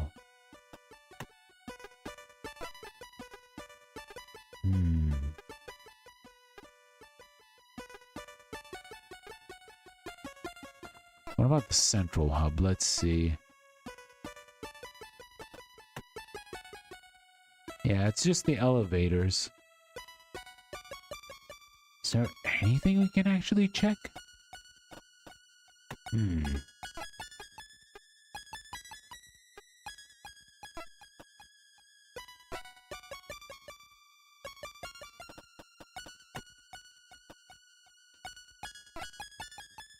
Well, we can't go there.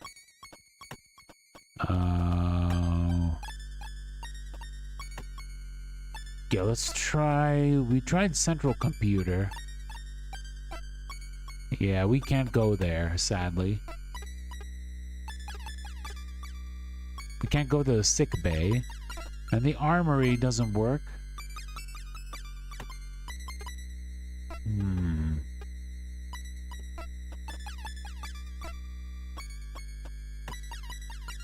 Well, we probably gonna use these.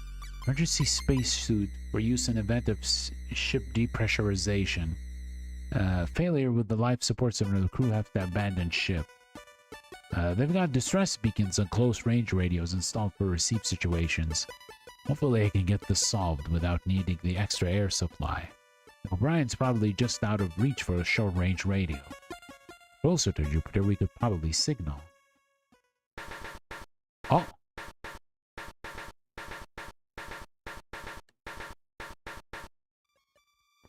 Signal! That's it! That must have been what the chief was trying to tell me. You grab the handle of the suit's container and twist. The metal in your hands is cold to touch, an uncomfortable reminder of the ship's decreasing ability to support life. Once the lock is undone, you open the door, and bracing the suit with your left hand, grab the radio with your right. As you pull it away from the suit, you flip the radio over to examine it. The bottom half of the device consists of a pistol grip with a secondary microphone and a speaker that allow it to be used separately from the suit. As you investigate it further, you realize that your thumb is resting comfortably on a push-to-talk button. The top half of the unit's underside has a backlit LCD screen, showing the current frequency it's tuned to and battery level. Below the screen sit a few ambiguous buttons. To its side, a dial for tuning and a power switch. Damn, this suit is like a Swiss Army knife of tech. I was about to say surveillance tech, but this isn't related to surveillance. Turning the radio in your hand, you find where the cord that tethers the whole unit to the suit connects, and unscrew the attachment point, allowing the cable to spring back towards the suit. You quickly extend the telescoping antenna and flick the power switch, which causes the sound of whining static to fill the previously silent room. Then, slowly rotating the tuning dial, you work your way through the frequencies until a familiar voice comes out of the tinny speaker. An emergency broadcast from Chief Engineer Mackenzie Cathy's on the JFS Gundock to any JFS Gundock crew members or any JCF ships nearby. The Gundock has suffered a complete systems failure and assistance is needed to get them back online. I repeat, this is an emergency broadcast from Chief Engineer Mackenzie Cathy's on the JFS Gundock to any JFS Gundock crew members or any JCF ships nearby. The Gundock has suffered a complete systems failure, and assistance is needed to get them back online. Chief, this is Lieutenant Najumu reading you loud and clear. I've managed to get an emergency radio from one of the suits in the airlock. I'm able to get around the thoroughfares and to the bridge, but I can't get anywhere else. Took you long enough? Don't they teach you Morse code in basic training anymore? See, I told you, it's Morse code. You're just about to push the button to send your response, but the chief cuts in. Anyway, you're in touch now. That's what counts. You said you could get to the bridge. Is that right? That's right, Chief. Then get back up there and get the captain to give me input codes to access the main computer so I can get the ship running again. Slight complication. The captain's taken sick. She's not on the bridge. Classic Bartermuse. Then get back up there and get Lieutenant Commander Quinn to give me the input codes. She's out of commission too. She collapsed at the same time the ship's power went out. You release your thumb, allowing the chief to broadcast, but where you expected a swiftly delivered alternative, all you get is radio static.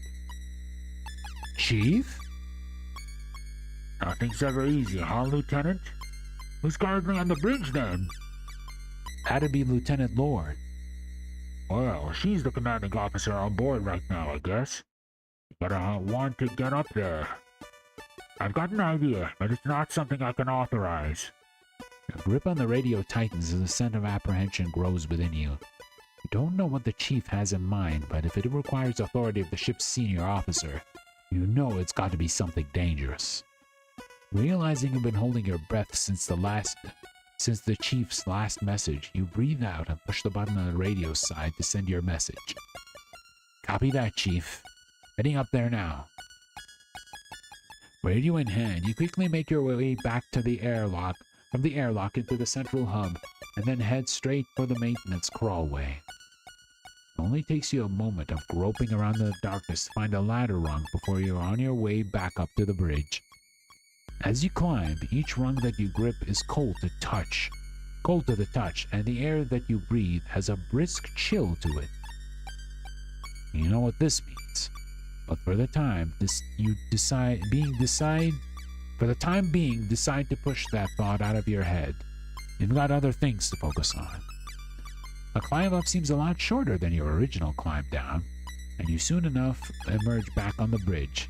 Vanessa swivels in her chair and paces over to you. So, did you get in touch with anyone? Kind of. You bring the radio up to your face so that the microphone is level with your mouth and press the push-to-talk button with your thumb. Chief, I'm back on the bridge with Lieutenant Lord. Releasing the button, you walk past Vanessa, handing the radio over to her before heading towards Cassie. Vanessa looks from you to the radio with mild bewilderment before the chief's voice sounds out from the speaker. Lieutenant Lord, this is Chief Engineer Cathy's. Do you read? As you kneel down by Cassie, check her pulse and temperature, as well as doing your best to tuck your jacket around her, the way the chief addresses Vanessa catches your attention. I hadn't heard the chief being that deferential towards anyone, even the captain. I hear you, Chief Cathys. Captain Bartholomews and Commander Quinn are both incapacitated, so I'm in command of the gun dog until such a time as they can return to duty. Understood? He frowns slightly, hearing Vanessa assert her position over Chief like that. Although she is the ranking officer in this situation, you'd not heard anyone on board pull rank in that way, especially on the chief, who you were under the impression enjoyed the respect of everyone on board, including Hansen and Haru. Yes, ma'am. Good. Now, you got a plan for Chief Cathys. Or has Lieutenant Najumu brought me this radio so we can have a chat about how nothing's working on your end either? As you stand and turn back to face Vanessa, you catch the last few moments of a distasteful look she'd been making at you while your back was turned. You do your best to bite your tongue. Yes, ma'am. Lieutenant Najumu has explained to me that both the captain and Commander Quinn are out of action. So I'm aware neither one of them will be able to give me the input codes required to reactivate the central computer. We know that, Cathys. What's the solution? The only hope we've got right now is that the captain has copies of the document that contain the access codes in her quarters. If someone can get in there, then they can get the codes and tell them to me, letting me reactivate the ship's systems. we'd been able to get into the captain's quarters, we'd have done that already. The whole ship's in lockdown, and there's no way to get in there. You notice a slight pause before the chief responds. You could be projecting, but you get the impression that she's just as fed up as you are. Not quite, ma'am. Although all the terminals and most of the hardware on the ship is dependent on the central computer, we got a tool that we use when something needs to be disconnected from the system. We use it for maintenance or debugging, the PST or portable sub-terminal. It's effectively a standalone power pack with a microcomputer built in that provides enough power to activate the hardware attached to a terminal. It'll let us get into the captain's quarters, and then from there we can get the codes to start the computer back up. So where is this PST? It's in the hangar. Can't get into the hangar either. I know you're stuck in engineering, Cathy's, but the story's the same for the entire ship. Their silence follows, longer this time. Yeah, it's true if you're trying to get to the hangar from inside the ship, ma'am. But the gun dog has two entrances that can be activated entirely manually. The main onboarding airlock and the hangar crew airlock. If someone left the ship via the onboarding airlock, they could make it their way to the crew airlock from the hangar and re-enter there. Then they could get to the PST and make their way through the ship as normal. I see. Correct me if I'm wrong, Chief Engineer Cathy's. Aren't yourself and Cadet Grange the only crew on board qualified for extravehicular activity in space? And you're currently stuck in engineering whilst we can't get in contact with Cadet Grange to bring us the PST? Yes, ma'am. Begin to feel a knot in your gut and internally curse at Dalton for not having picked enough of the chief's know-how to have found an emergency radio of his own. Now, policy dictates that all Eva needs to be commanded by an operations officer. Knot in your stomach tightens as you take a deep breath in. Vanessa's eyes are now locked on you. Uh-oh, I guess we're gonna do most of the work. Yes, ma'am. Slightest hint of a smile forms on Vanessa's face. Well, Lieutenant, it looks like you're going for a walk. You'd seen this coming as soon as the chief began outlining the plan, but you'd all been hoping that there'd be some extra part that hadn't been revealed yet, something that would allow you to stay on board. Faced with Vanessa's directness, the knot in your stomach tightens further. A sense of nausea rises from your gut. Fine. Some people took well to spacewalks. Some even enjoyed them so much that they take on careers in colony construction and repair, where they spend more time in the vacuum of space than they did inside the colony or on ships.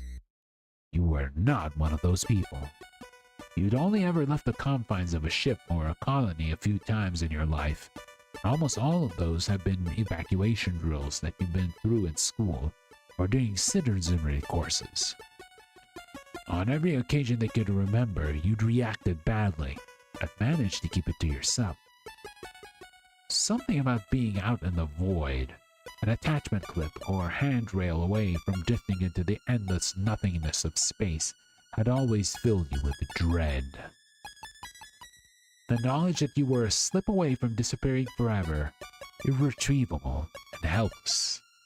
But, despite all that, you knew full well from Vanessa's discussion with the chief that there was not going to be any way around doing this, and right now, you were this ship's, Cassie's, only hope. As much as you hated the thought of it, you pushed back against the fear that had been rising up inside you. Taking a deep breath, you resigned yourself to what you had to do. Fine, I'll do it. The chief can walk me through everything that I need to know on my way over to the airlock. A dashing security officer diving headfirst into danger. Isn't he great, Lieutenant Commander Quinn? So selfless. Vanessa rolls her eyes, covering her mouth with the back of her hand and putting a mocking tone. Oh, my hero! So brave going into space to save us. Only you can... You snatch the radio off Vanessa and turn your back on her, heading towards the maintenance crawlway. At this point, you've had just about all you can take of her. So the sooner this situation is resolved, you decide, the sooner you can go back to avoiding her.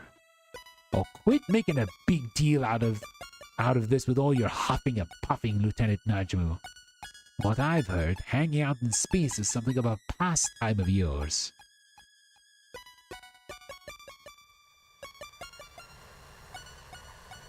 Wow, way to rub it in. With that comment, you feel like your heart's dropped out of your chest. You quickly spin back to face Vanessa. Lieutenant?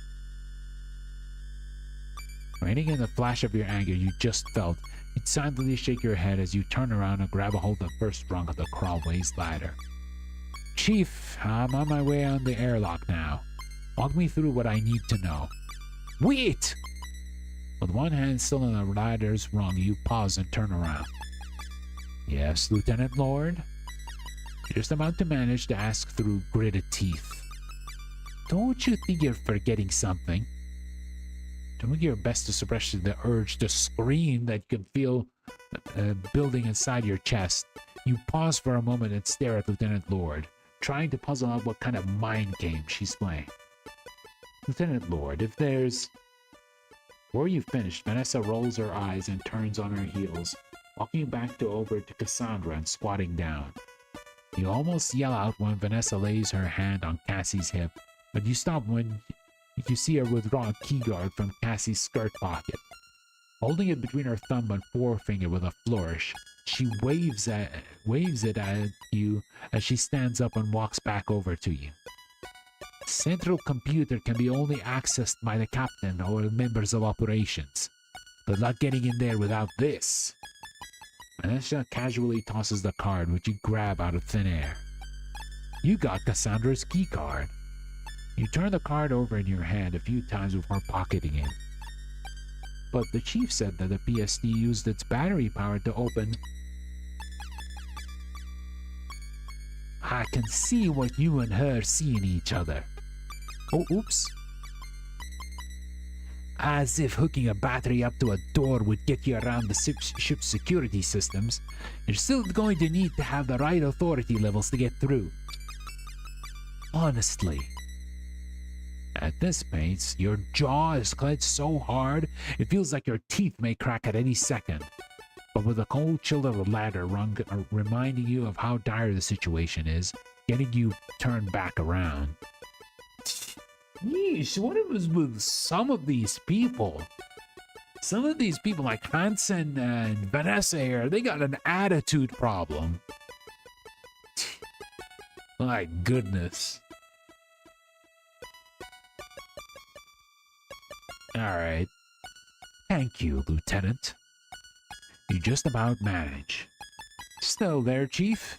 I'm heading to the airlock now. Have you got any... Okay, sound only. Have you got the radio coming through the helmet speakers, Lieutenant? The Chief's voice fills your helmet. The sound quality somehow worse than the speaker on the main radio unit itself. Loud and clear, Chief. You respond, securing the radio on the suit's breast panel. You've got the emergency suit on and sealed? Yeah, currently breathing in the suit's oxygen supply. What now? Do you see the access panel next to the internal airlock hatch? The spacesuit's helmet is attached to the rest of the suit in a fixed position, so although you turn your head to check, all you can see is the helmet's interior. You turn your whole body in an exaggerated motion to look for the emergency access panel and spot it on the other side of the hatch. I see you, Chief. I'm heading over now. Alright, you'll need to remove the panel in the same way that you did the one on the bridge. Once you got it off, you'll see a large handle. Cranking that lever operates the manual override that will open the hatch to the airlock. Understood. Though you'd have learned to operate the airlock manually in basic training, you didn't feel that now was the time to dismiss the chief and act like a know-it-all. She was likely getting her fill of that from Lieutenant Lord.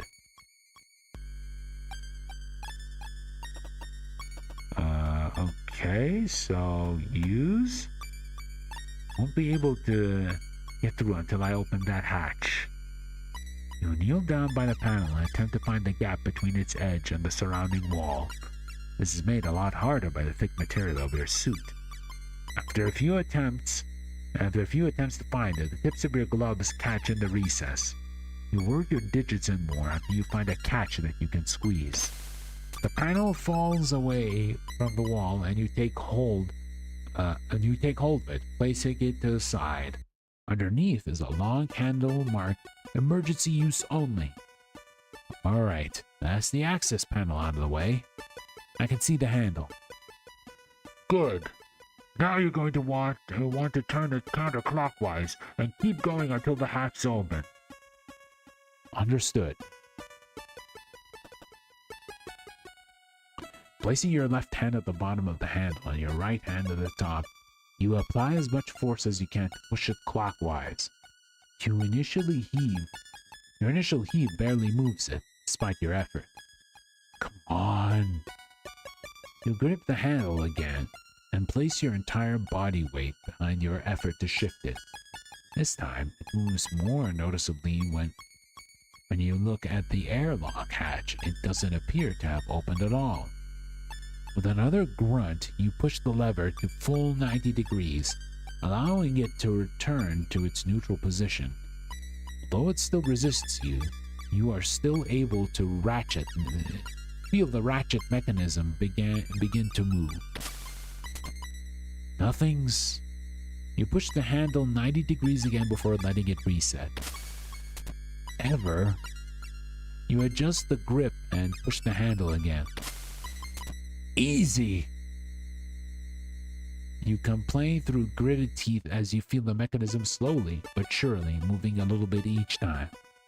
As you carry on this process of straining against the mechanism, as you complete the crank after crank, you can hear the mechanism of the airlock groan and strain with each turn. Eventually, something gives, and the mechanisms in the airlock uncouple, releasing their locks, and the whole thing slides open. Oh, it's a nice animation. You can feel the sweat on your brow. And curse that you put the suit on beforehand, preventing you from wiping it off. Okay, Chief. I'm heading into the airlock chamber. What's next? You'll see a similar panel on the opposite side, on the opposite end of the hatch inside the chamber. Same deal, but in reverse. Makes sense. Okay. Once inside the airlock chamber, you spot an identical access panel. Quickly get it to work. Unfortunately, it's just as hard to close the hatch as it was to open it. Interior hatch closed. Now what?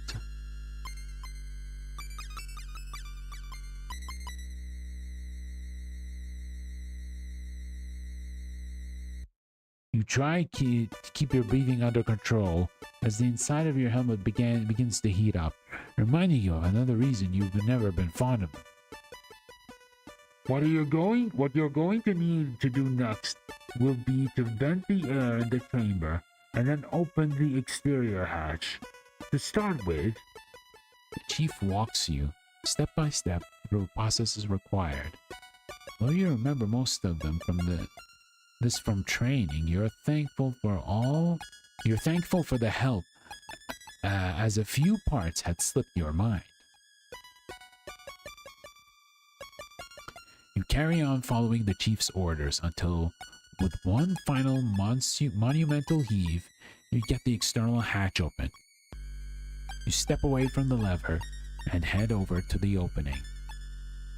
Seeing the stars in front of you, rather through a terminal view screen, fills you with the familiar dread you felt on the bridge. All right, Chief, I'm heading out. Pressing firmly on a switch on the suit's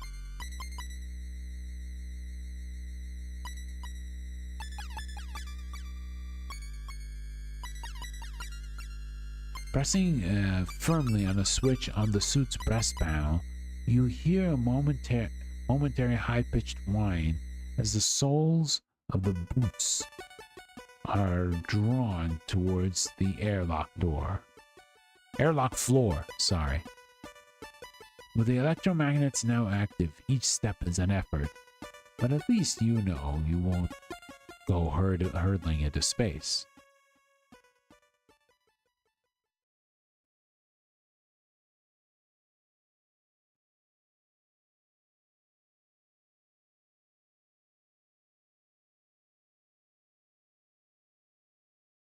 You place one foot right on the edge of the airlock hatch and stare out into the emptiness. You see nothing but stars, with light years of gulfs between them and you. With your next step, you head out into the nothingness, pivoting on the axis of your foot at the edge of the airlock. The steps that you took into space brings your foot back on the Gundog's exterior hull.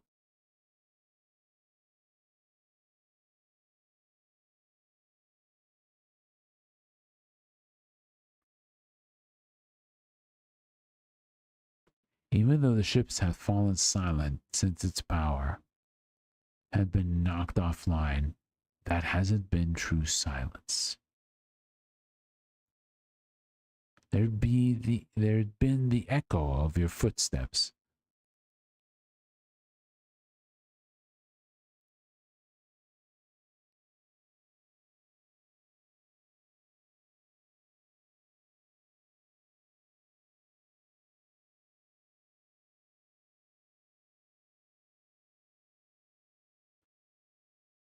Out here, all you can hear was your own breathing and the whine of the magnets. You take a moment to orient yourself and turn 90 degrees to your right, angling yourself towards the front of the ship. With a little difficulty, you bring one foot up and away from the hull and place it back down in front of you. Slowly but steadily, you make your way towards the hangar airlock.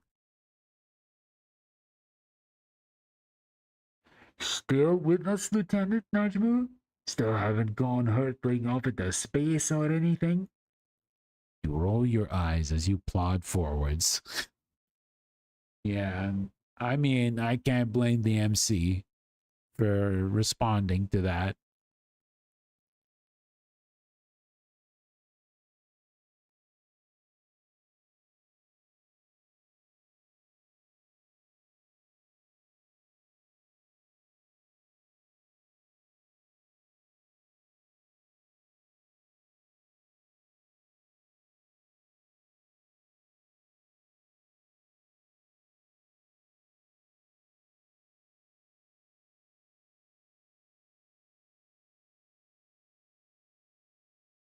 Still here, Lieutenant Lord. Good, good. What's your ETA on the hangar airlock? You quickly do some rough maths around what you know about the Gundog's dimensions. Airlock's around the midpoint of the ship, 250 meters long. About 5 minutes, Lieutenant. This isn't a Sunday afternoon stroll at the replica gardens, Najumu. Pick up the pace. You allow yourself the opportunity to curse openly at Vanessa before hitting the push-to-talk button again. Yes, ma'am. Carry on the laborious march to the hangar's crew airlock. Slowly,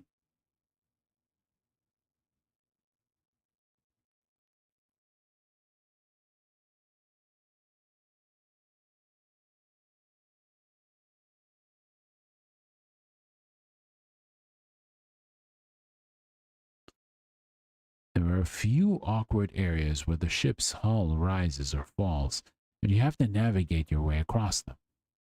The loss of a constant bearing begins to disorient you, but you march onward, ensuring that you're heading consistently in a straight line regardless of orientation.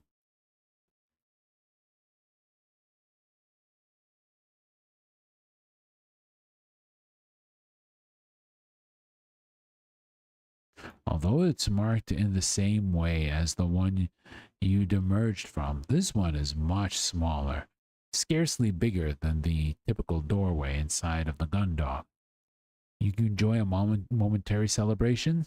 Pick up the pace. All right, Chief. I'm at the hangar crew airlock.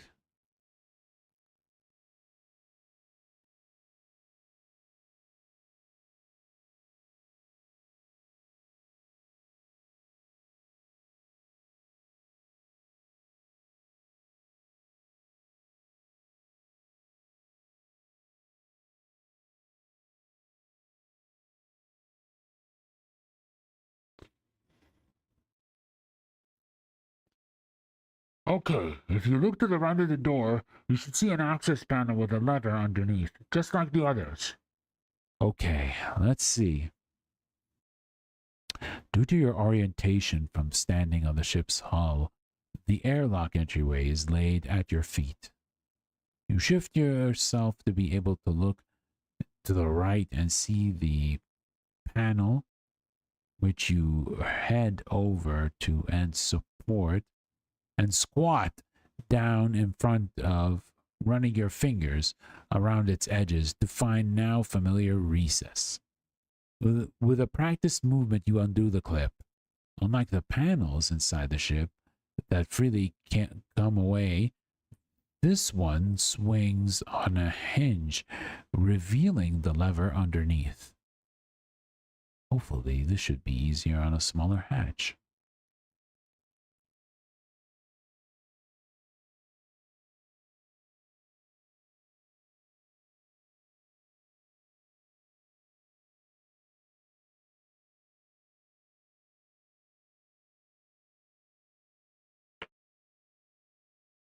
You mutter to yourself, still reaching for the lever. Chief? What is it? It's the lever. It's, you run your hand a few more times over the lever, which is visible, but inlaid into the hull, perfectly level with its surroundings, whereas you'd been able to remove the panel cover by finding the recess. There was nothing like that here, making grasping lever impossible.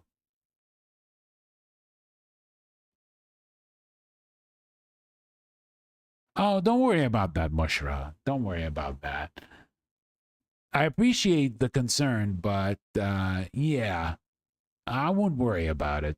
Like, people know. People know what I usually stream. Like, as I say everywhere, like, I stream a variety of games, but I do have a slight bias towards fighting games and visual novels. So you're going to at least see these two every week. And of course, the other stuff like Monster Hunter or Marvel Rivals and City of the Wolves. But I appreciate the concern. Thank you. I can't get any purchase on it. It's completely flush with the hull. There's no way to grip it. Chief? Lieutenant Lord, do you know what the security code is? Of course I don't. They're like the emergency input codes. Only the captain or the second in command knows them. Why? Chief Engineer Cathy's, I asked you a question. There's a moment of radio static, but you can hear the chief sigh through the crackle and distortion. In order to gain entry to an airlock from the outside, you need to input the ship's security code into the number pad.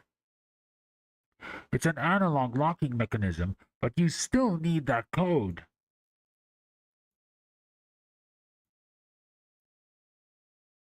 God damn it! God damn it, God damn it, God damn it, God damn it, you miserable excuse for a captain. God damn you, Quinn, you absolute airheaded bit. Hey, watch yourself, Lord. Oh, shut up, Najumu. Because of your stupid bimbo girlfriend deciding that now's a great time to take a nap, I'm stuck on a dead ship running out of air. Trying to herd you knuckleheads around the stupid, pointless errands. Stow it!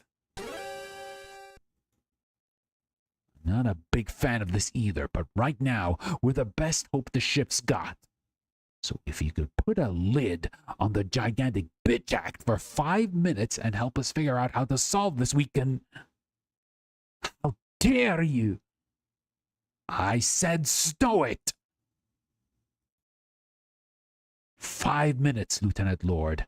Then once I'm on board, I can handle the rest of it myself. Then you can go back to pretending you're the most important crew member. This isn't subordination. I'll have... All right, you two, that's enough. Both of you and Vanessa snap into silence for the chief's interjection. Before either of you can start up again, she carries on in a commanding tone. Lieutenant Lord, do you know how long the security code is? Do you know the punishment for addressing a senior officer like that? No, man, I do not. But if it gets Lieutenant Najumu on board any sooner, I'll say it's worth it. Do you know how long it is? It's 4 digits. Thank you. Now, do you have any idea? Of course I don't have any idea. It's Quinn's responsibility to generate and set these kind of codes. Oh, by the way, if you ever want access to my quarters, the passcode to look for the lock is our anniversary. It's pretty much the same passcode I use for everything. I think I might know it. What? I said I think I might know it. It's... You rack your brain trying to remember the date where you and Cassie first visited the Europa amusement park. It was...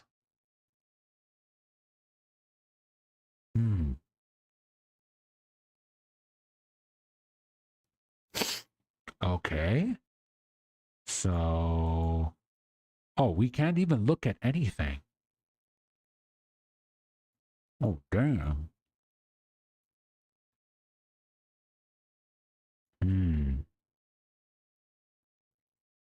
Yeah, we can't even look at the function either. Oh, no.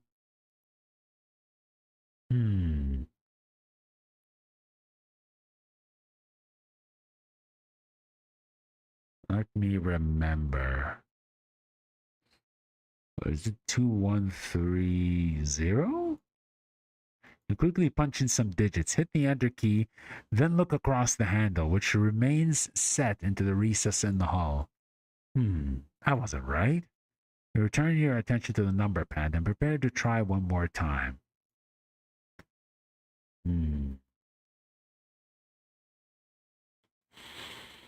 Alright, let's actually try to remember this.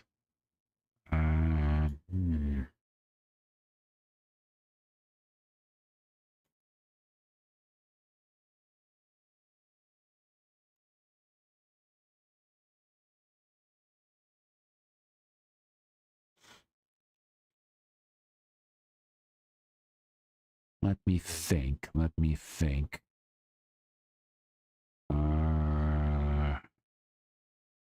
What was that date again?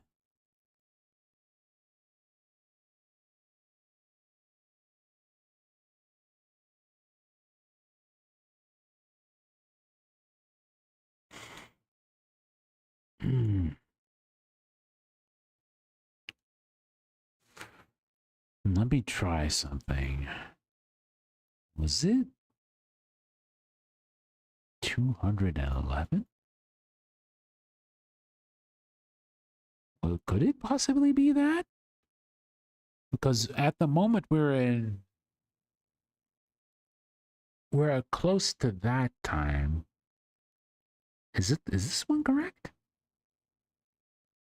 With a bit more thought this time, you enter the 4 digits that you're confident make up the date of your anniversary with Cassie. Oh, so it was.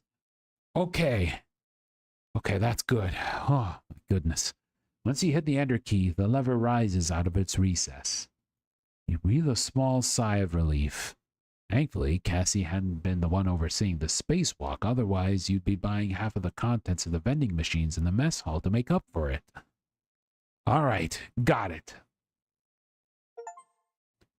You figured it out, Lieutenant? Yeah, it was 0211, in case that helps. How did you know what the security code was? That is sensitive information. You don't want to tell Vanessa the reason you were able to guess the code, and it was yours and Cassie's anniversary, so instead you scramble for a lie.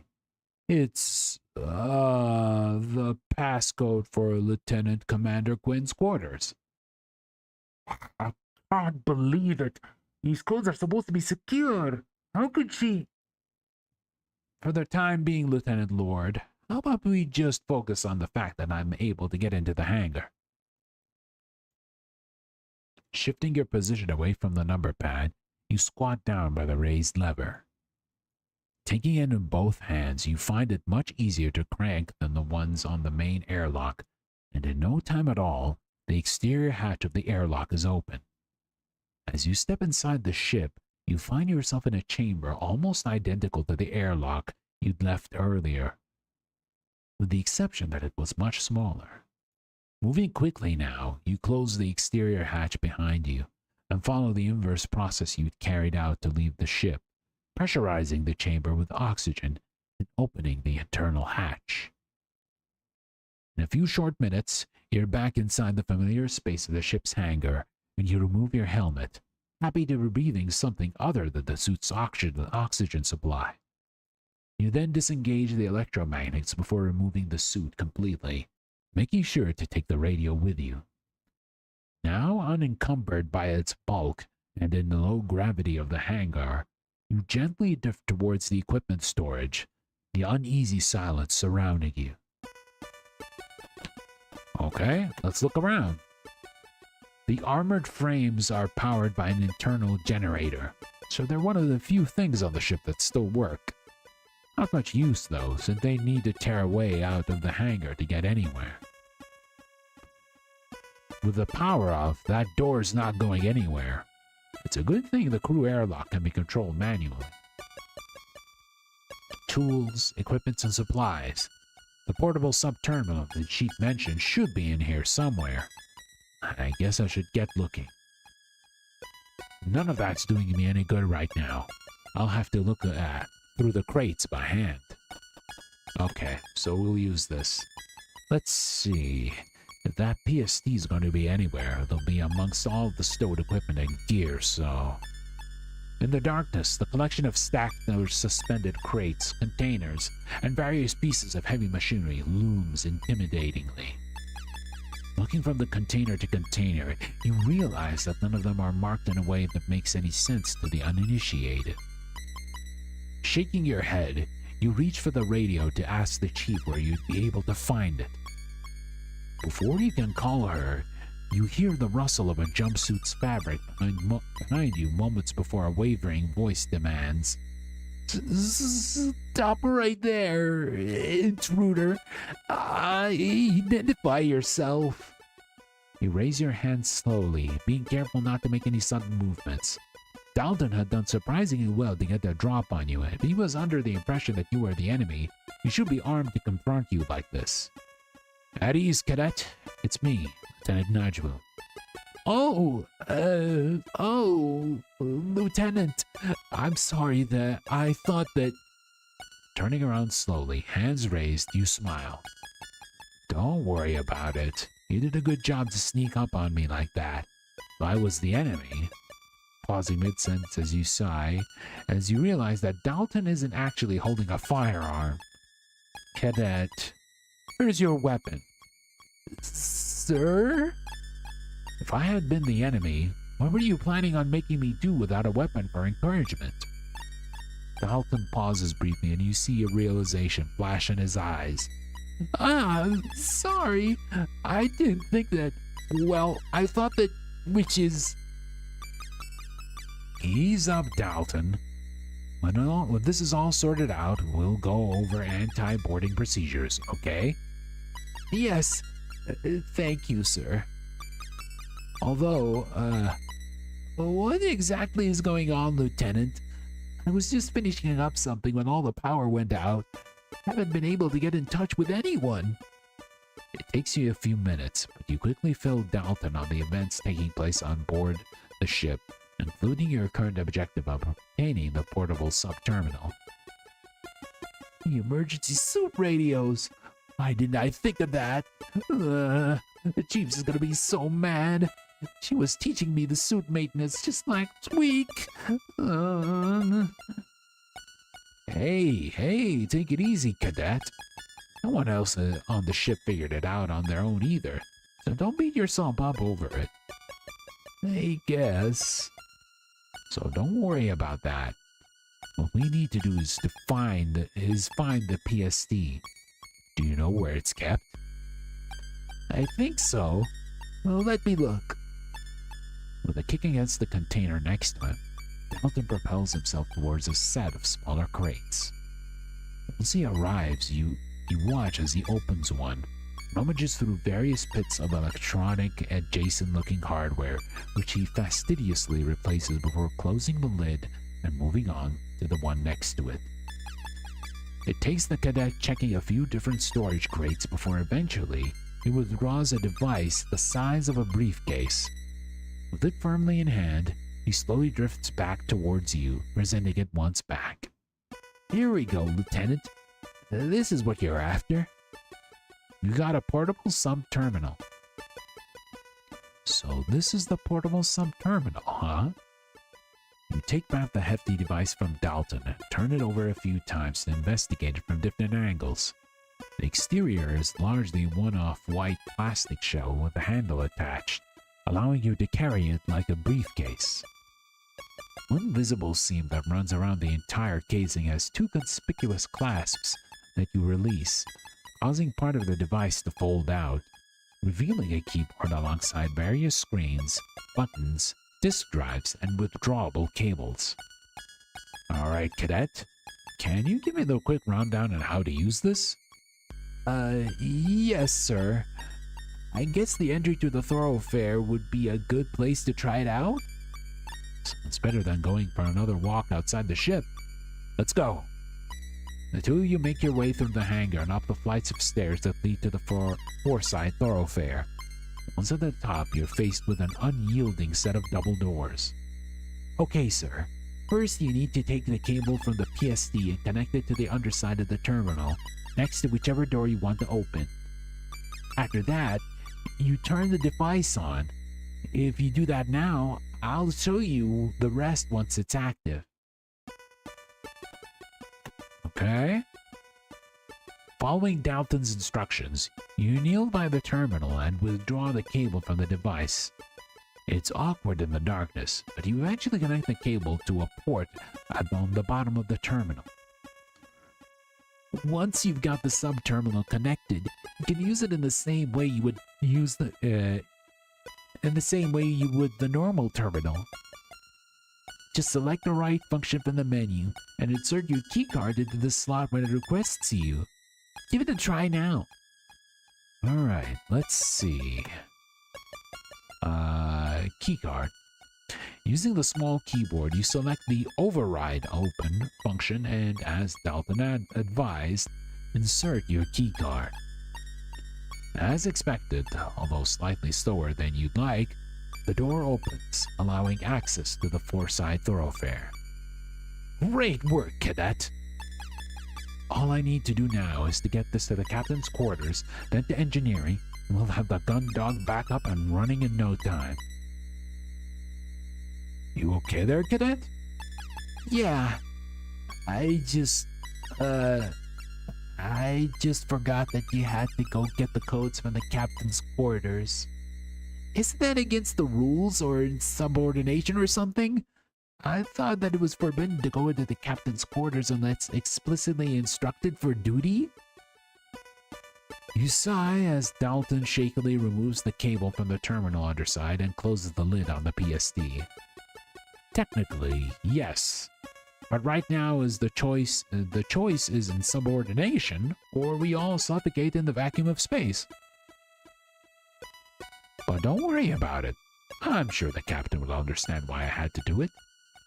Besides, I've always wanted to see what their quarters look like, so I'd say it's worth it, right? I guess. You place a hand on Dalton's shoulder and take the terminal from him. Anyway, you take it easy here. Try to raise the chief on the radio. See if she's got anything for you to do. I've got to get moving. Yes, sir. With that, you give Dalton a casual salute, and in return, he throws a rigid, formal salute back at you. Smiling to yourself, you head through the now open double doors and into the thoroughfare. Okay. It's Captain Quarters time! Standing outside the captain's quarters, you look at the heavy device in your hand. It's taken longer than you'd like to get here, but at least now you could get those codes from the captain. Okay, so first I'd get the PST. You kneel down by the terminal on the side of the door, laying the PST on the ground and unclipping the catches that hold the front of the unit closed. After it starts up, you swiftly draw out the cable and connect it to the terminal's underside. Squinting at the screel's phosphorescent glow in the low light, you scroll your way through a series of menus to select the unlock function. Once you hit enter on the command, a prompt shows up on the screen. Alright, now... Once the device reads your keycard, you hear the soft whir of the door unlocking and a hiss as it slowly opens. Okay, I can leave this here for the time being. You stand up and step in front of the door, which continues its painfully slow opening. Come on, come on, come on! Captain, are you... Ugh, that's... Ugh. As you step across the threshold into the dark of the captain's quarters, you're instantly overwhelmed by a powerful feeder. You gag and stumble your way back to the door, taking a deep breath of the corridor's sterile air. Let me guess. The captain was drunk and she is having a hangover. You try to compose yourself, but the odor drifts out around you, and a particular acrid waft stings the back of your throat as you take another breath, causing you to gag again. Ugh. Ugh. The atmosphere on ships and even the colonies are carefully regulated. The air supply is constantly scrubbed and recycled. Because of this, strong smells are something that are almost never encountered and quickly resolved. You realize that with the ship's life support out of action, this hasn't been happening, and whatever is causing the stench of the captain's quarters have been left to putrefy the air in this awful miasma. After a few more retches, you steel yourself to re-enter the room. Before heading in, you bring in your arm in front of your nose to do your best to bear the stink. Although you're doing your best to breathe as lightly as possible, the odor still assaults you. Almost too much to bear. Captain, are you... Are you in here? Captain? With no answer, you carry on deeper into the quarters. As you grow accustomed to the smell, you begin to pick up the unique odors that it's comprised of. The first scent is something that you identify that brings back memories of your early flight training. The acidic tang of vomit. The second takes you a little while longer, sour and chemical. You wonder for a moment if it's one of those substances they use to strip paintwork from ships or armored frames, but then you spy an empty bottle on the desk and realize what it was. What it is. Stale whiskey.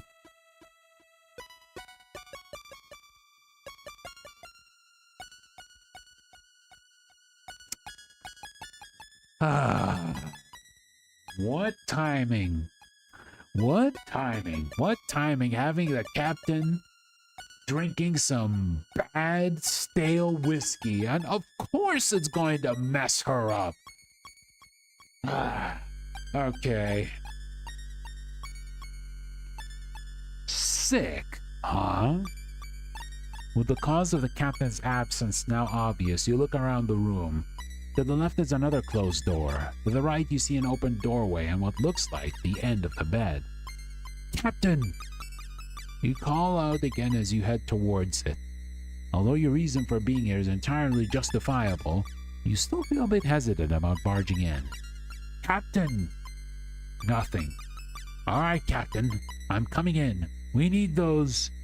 Having stepped through the doorway, you find yourself in a room that's much closer to a normal bedroom than the crew quarters. Rather than access panels flush with the walls, the storage room has actual furniture. A chest of drawers sits below a large mirror, and a bedside table is right next to an unmade queen-sized bed. For a moment, you think that, like Cassie, is wont to do? Wont to do? Yeah, that's a spelling mistake.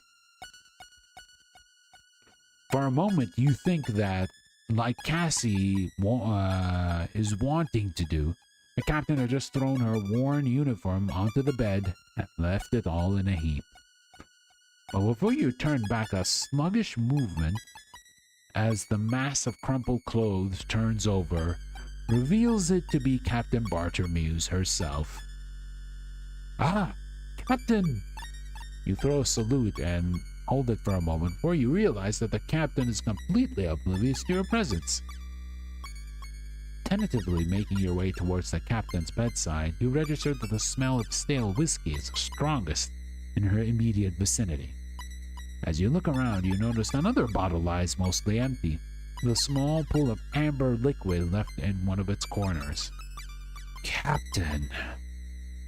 You run your hands back through your hair and sigh loudly. Regardless of all this, you remind yourself you're here to get the emergency input codes. Captain! Hey, Captain! Captain Bartermuse! You place your palm on the captain's upper arm and rock her gently. Captain, come on! You need to wake up! We need your emergency input code. Ugh. Captain! Wake up! Captain! Captain!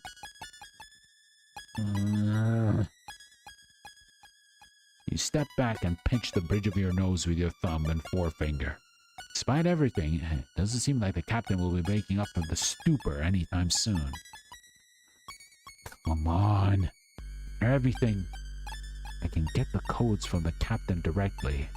If I can't get the codes from the captain directly, maybe she keeps a copy of them around here or something? Worth a shot. What about this? A pretty nice desk.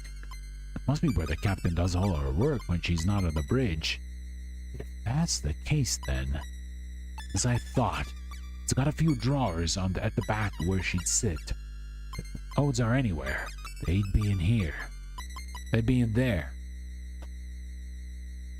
Captain's desk. It's got some drawers around the back which looks like they might be used for storing documents. I know I've seen Cassie's hand the captain printed reports and status updates. Maybe she's got a copy of the codes in here. You try to open the top drawer, but a small amount gives initial stops almost immediately as you hear a clunk. You try a few more times and spot a keyhole to the left of the drawer. Checking the second and third drawers give you the same result. Locked. Of course. I'll have to find the key. I thought there might be a safe behind it or something, like in the movies. But it looks like the whole thing is a reproduction that's been applied directly to the wall panel. Even this frame is bolted on. What's in here? A bathroom? Ah! It's a bathroom, all right. Now I know where the smell of vomit is coming from. What was I expecting to find in there anyway? Ugh.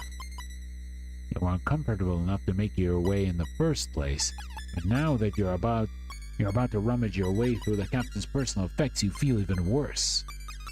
Let's get this over with. Doing a quick scan of the room in hopes that the captain may have left the key on top of the chest of drawers or her bedside table proves fruitless, so you tentatively step back inside, nervously looking back to the captain's comatose form every few moments. Sorry about this, Captain. Standing by the chest of drawers, you lay your hand on its top and drum your fingers before nervously pulling the top one open. Seeing only folded clothing inside, you close it quickly, going on to repeat the process for the next 2 drawers, finding nothing. Stepping back, you take another look around. The only immediately obvious place left to check is the drawer in the bedside table, right next to the captain. Moving over to it, you squat down beside the unit, acutely aware of the captain sleeping right next to you. In the low light, it's next to impossible for you to make out the contents of the drawer, so you have to settle for reaching inside and feeling your way through. Running your fingers over the various contents, you try to figure out what's in there. Thin plastic surface with regular bumps which feels like it has a foil underside. A small glass bottle with a series of raised dots just under the label. Various individual papers. Aha! You grab a hold of what feels like a keycard clipped onto a lanyard and pull it out of the drawer. The metallic jangling sound that comes with it is quickly revealed to be a keyring featuring various different keys. One of these has got to be the key for those. Oh!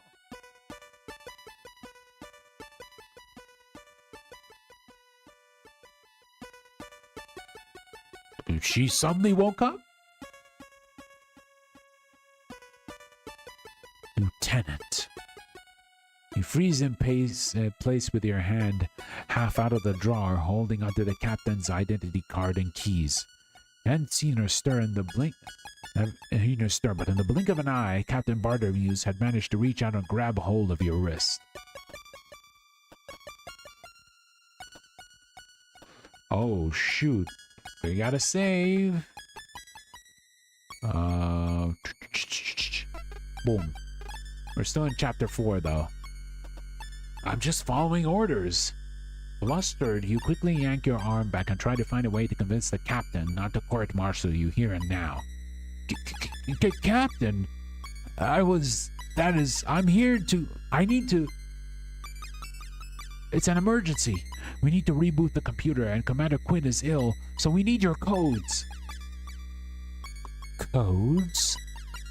Yes! Your emergency input codes. We need them to reboot the ship's system, which is why I'm here. Lieutenant Lord ordered me here to find your codes, so I need your keys so that I can... Sounds important. Just stop making so much noise. With that, the captain sluggishly releases your wrist and draws her hand back towards her. Grabbing a handful of duvet, she rolls over, facing away from you. Let's hope she doesn't remember that when she wakes up. You got the captain's keyring. Okay. I guess we'll do it again. Alright, let's see. Which one? Spend a few moments working your way through the selection of the keys that hang up from the ring on the end of the captain's lanyard. You're able to discount a few based on their unusual shapes, but finding the right one is still a tricky task in the gloom. Eventually, you find one that slides easily into the lock and turns the mechanism, which lets out a surprisingly hefty clunk. You immediately open the top drawer and start rifling your way through the papers it contains. Come on, come on. Working your way through the mess of papers, folders, and documents that are stuffed into the drawer, you squint at each one in turn, trying to quickly identify important details. Eventually, you scan the last document left in the drawer, before placing it on the desk and moving on to the second drawer down. Crew manifest, security updates. Aha! You see the telltale tractor feed edges of the printer paper that you've seen Cassie produce updates and reports for the captain on sticking out from underneath a manila folder. You grab it and lift it up to the light, staring at the top and letting the rest of the continuous ream of paper unfurl. Your eyes scan the document for any key phrases that look appropriate until you see what you're looking for. Classified core system access codes. Generation date 24/214. For captain and second only. Finally! Tearing the relevant page from the rest of the document at its perforated edges, you hold it up and stuff it into your pocket. You got the access codes. Turning to leave, you pause for a second before taking a moment to quickly stuff the rest of the documents back into their relevant drawers and then locking them back up. With the codes finally in your possession, you briskly make your way back towards the corridor outside the captain's quarters where you left the PSD. As you approach the doorway, you take hold of the radio and push down the transmission button to report the good news. Okay, Chief, Lieutenant Lord, I've got the codes. You release the push-to-talk button and wait. You give it a moment, but instead of more instructions for the Chief or some kind of backhanded congratulation from Lieutenant Lord, all you hear is with a powerful hiss of static. Chief? You try again. Lieutenant Lord? Still nothing. Anyone? Come on! You give the radio a shake and spend a few moments adjusting the frequency dials. But you still don't hear anything from anyone, just the hiss of static.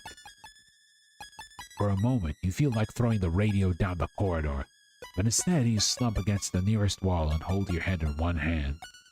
Slouching against the wall in the low light for a moment longer, you sigh loudly before turning and kneeling down by the PSD, which you begin to pack back up.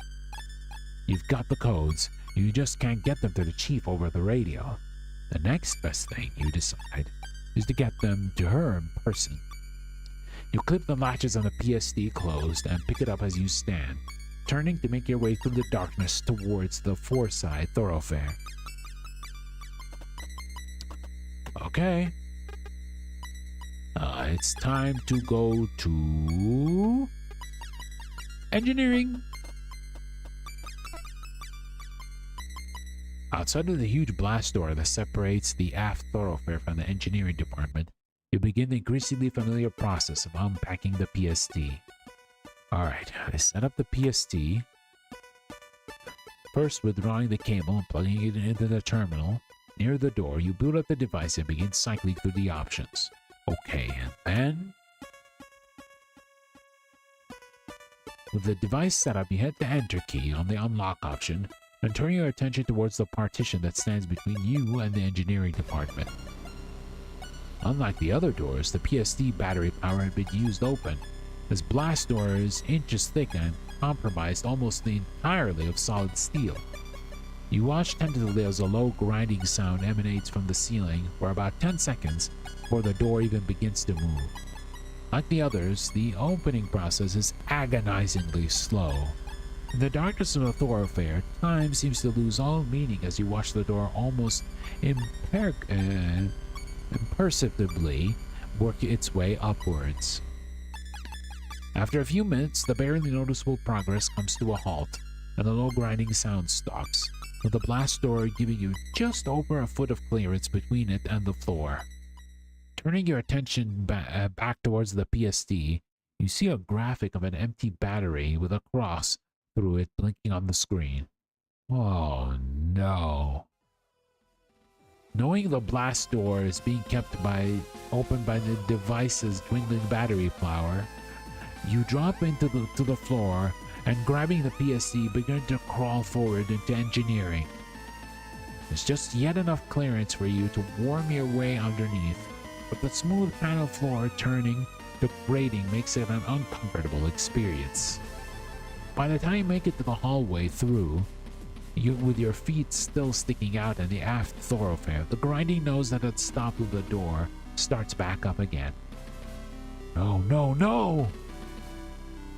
You shove the PSD ahead of you through the small gap, being mindful not to yank the cable plugged into the underside of the terminal. Ignoring the grating now, you quickly squirm the rest of the way until you're clear of the door. Then rolling onto your back, you grab the PSD's cable and give it a swift tug, pulling it out of the terminal on the other side and back to you just before the blast door drops shut. That was way too close. You stand up and then quickly pick up the PSD, which still has the low battery warning blinking on its screen. Chief! Your call is met with the oppressive silence that somehow seems worse in the vast space of the engineering department. Chief, it's me, Lieutenant Najumu. I've got the PSD. Chief! Making your way past various systems, terminals, stations, and machinery, you continue to call out to the chief, but there's no response. Where the hell could she be? I don't know, feels weird if we can't find her.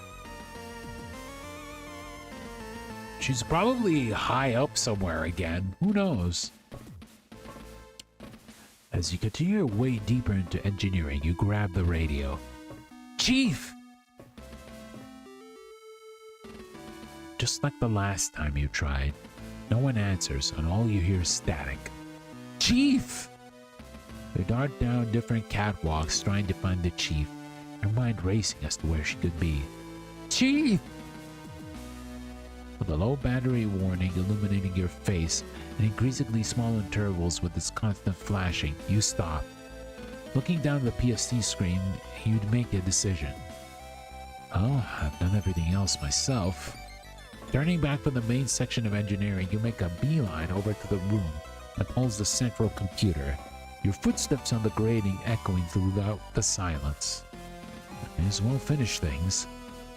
As you begin to run, the PSD starts to beep and the battery symbol flashes even more rapidly. If you're running out of battery, then don't use what you got left flashing and beeping.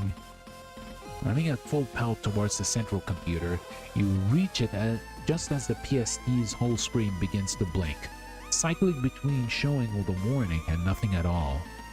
Once you arrive at the doorway that leads to the central computer, you know what you've got to do. Once you arrive at the doorway that leads to the central computer, you know what to do.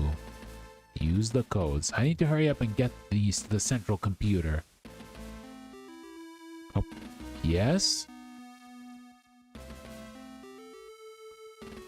Okay.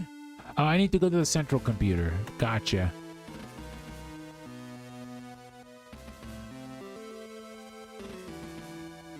Okay.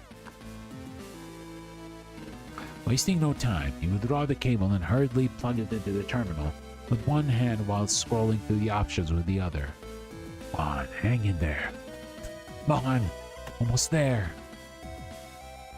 Your heart feels like it stops for a moment as the screen of the PSD flashes an incredibly unwelcome message. Access denied. Insufficient authority. What is wrong now? You scramble with your keycard, removing it and placing it back into the device, but you're still met with the same message. Access denied. Insufficient authority. Come on!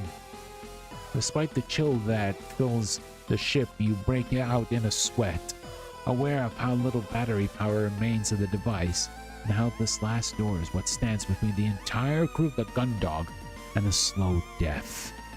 You shakily withdraw your keycard. What am I doing wrong? Yeah, we gotta use Cass's card. And now, there! As soon as the door begins to open, you jump to it and start pushing it on it in order to force it open. Once you made the large gap large enough, you slip through at the exact same moment as you hear the PSD power down, and the door slides back shut. It takes a moment, but your eyes adjust to the darkness of the room. Looking around, You see that it's a little bit bigger than than a cleaning cupboard or the crew member's shower cubicle.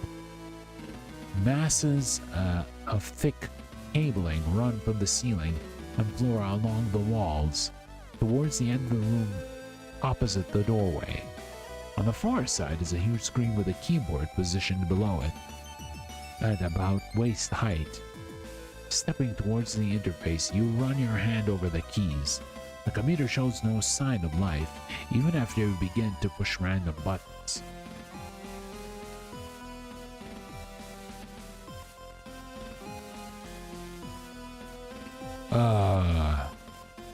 Simply matching the keyboard doesn't produce any responses, so instead you begin to feel your way over if it's casing in the darkness, trying to find out what might be a power button. Eventually, you find a rocker switch set into the side of the device. You flick it to the alternate position once, but nothing happens.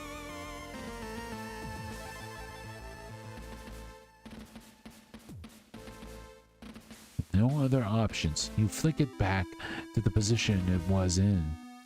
This time, the screen illuminates and you hear electronics come to life.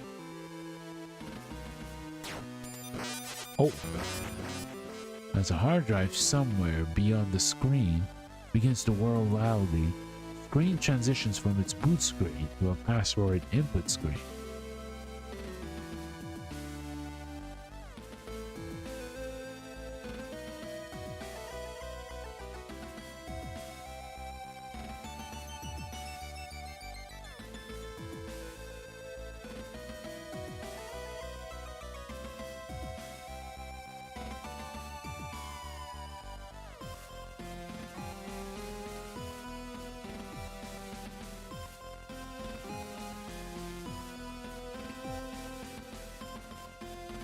Finally! Right!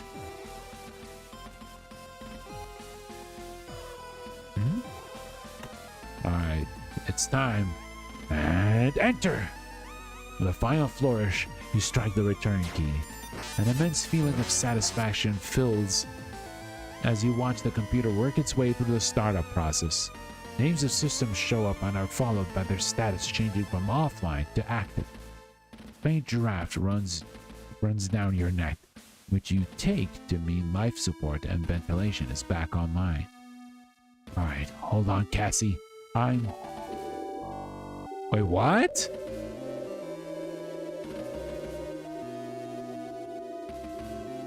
Wait, what? No, come on!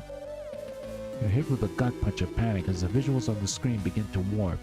Fragments of text scatter, lines of code split and distort whilst a strange noise squeals from the machinery.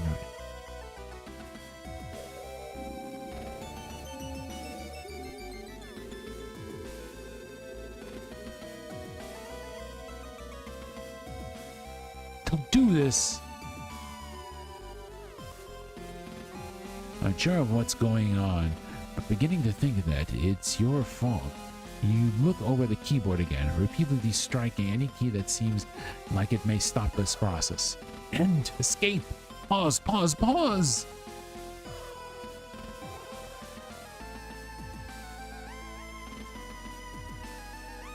Come on! Ugh, what's going on? Suddenly, as it started, the computer's erratic activity ceases, but the only document left on screen is Cassie's personnel file. Cassie's file? Wait, why? You pause, unsure whether you should do anything or leave it as it is. You can tell from the ambient noise that has returned that the ship is back online. But why would the computer freak out like this?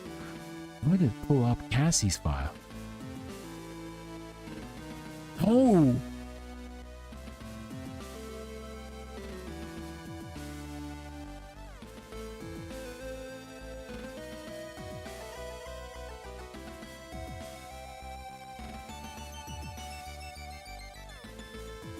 Doing your best to understand what you just saw, you tentatively reach a hand towards the keyboard. You're still unsure of what to do, what you could do to find out what just happened, but can't help but feel like whatever it was wasn't right. Naju, I need you up on the bridge right now. You withdraw your hand instead of grabbing the radio to answer Lieutenant Lord. Alright, I'm on my way back now. How's Lieutenant Quinn doing? There's no time for it.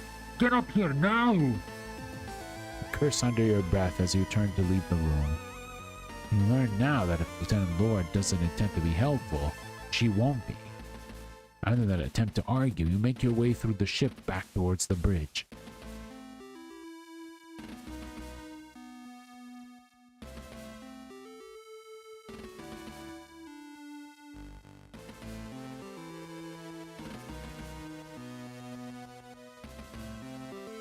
As the elevator doors hiss open, you step onto the bridge. You see Lieutenant Lord frenziedly flicking switches and turning dials on an instrument panel, stopping every so often to type commands into her station. Cassie, meanwhile, remains unconscious on the bridge floor. I'm here, Lieutenant. What else is wrong now?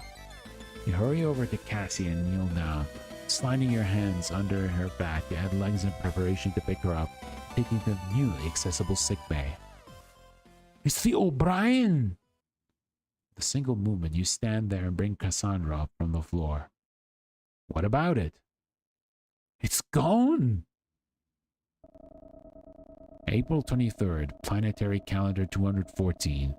Despite the successful reactivation of JFS Gundog's central computer by Lieutenant Najumu, the GFS O'Brien could not be contacted and was no longer coming up on sensors.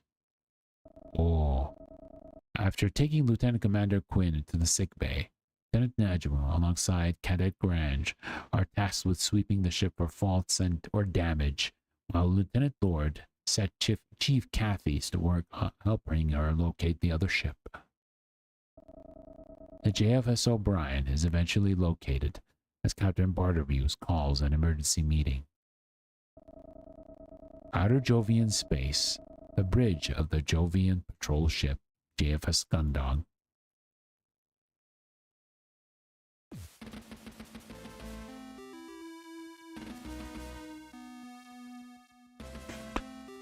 Okay, should we actually call it here, or should we actually continue a little bit more?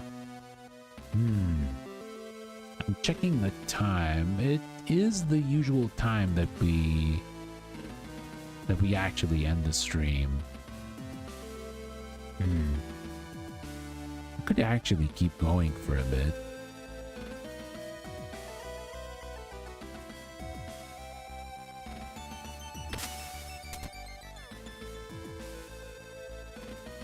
Ensign Hansen Cruz, entering the bridge and reporting as ordered. Hansen states, performing a lazy salute as he steps out of the elevator and onto the bridge. You shift slightly as you watch him enter.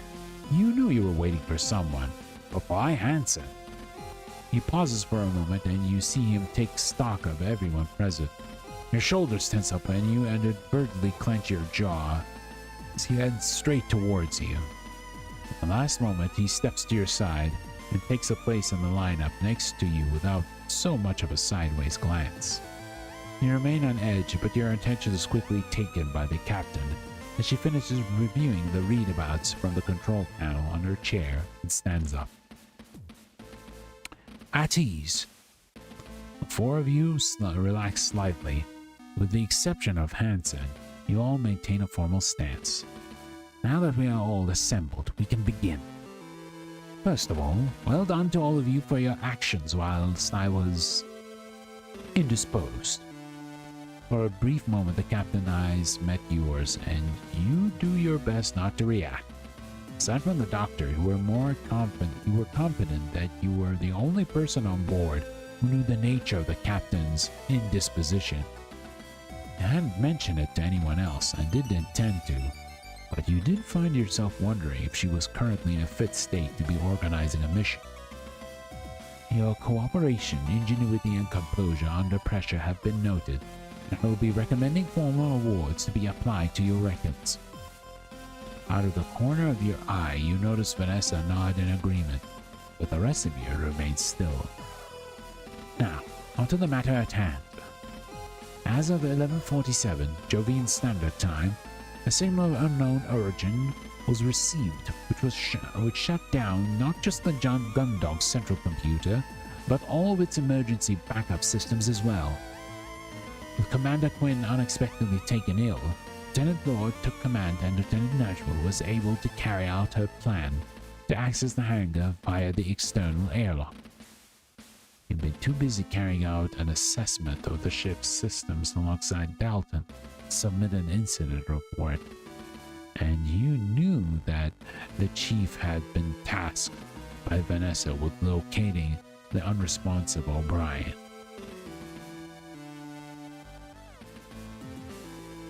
You bite your tongue and glance back to Vanessa, who nods again, the corners of her mouth curling upwards. The captain was clearly working from a biased interpretation of events.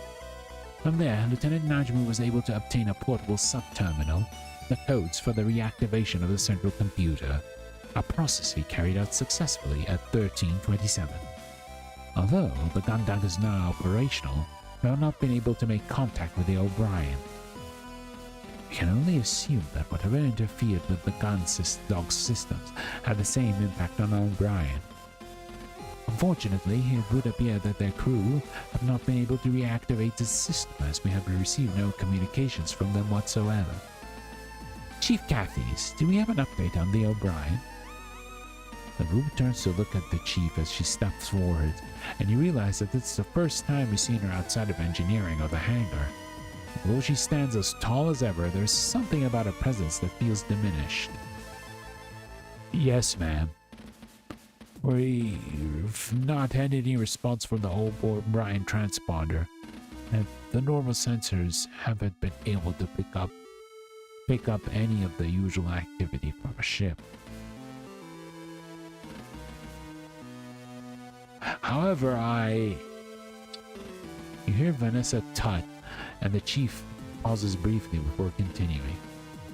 That is, Lieutenant Lord, and I realized that by using the infrared targeting sensors and fire control, you could pick up the O'Brien itself as if it were debris.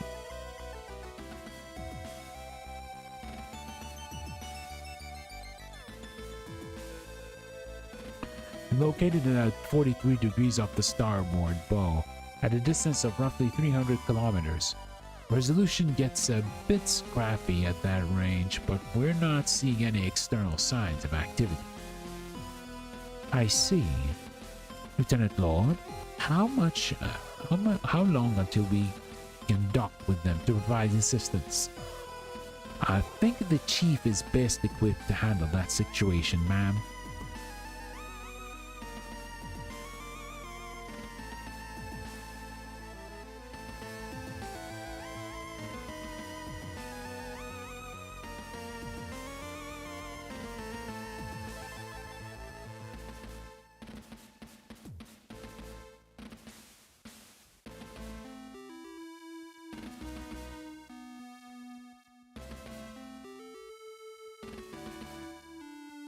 The chief pauses for a moment. You know the answer to this question, but so should the chief and Vanessa. As the silence drags on you begin to wonder why neither of them are forthcoming. Chief Cathy's? Pause only becomes more loaded as the seconds pass. Whilst you have no idea what's happening here, you can feel the tension between the chief and Vanessa build. Let me save. So should we give the answer or should we stay out of it?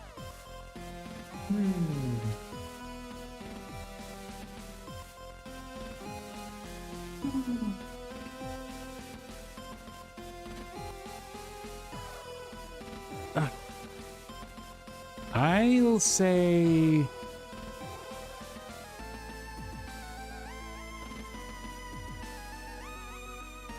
We'll stay out of it. As the tension fills the room, you shift awkwardly from one foot to the other. Wouldn't surprise you if Vanessa was trying something to get one over on the chief somehow. But thinking of your recent argument, you didn't want to get yourself caught up in her machinations. You decide to remain silent, doing your best to not attract any further ire from Vanessa.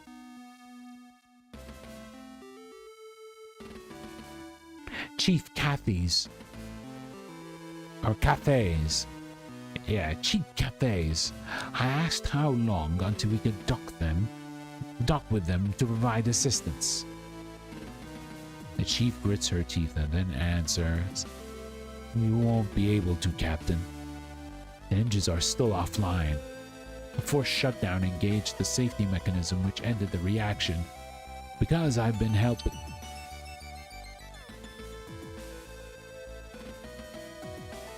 I haven't had the opportunity to restart them yet. It's a 6-hour process." The captain lets out an exasperated sigh as she hears this information, making no effort to conceal her frustration.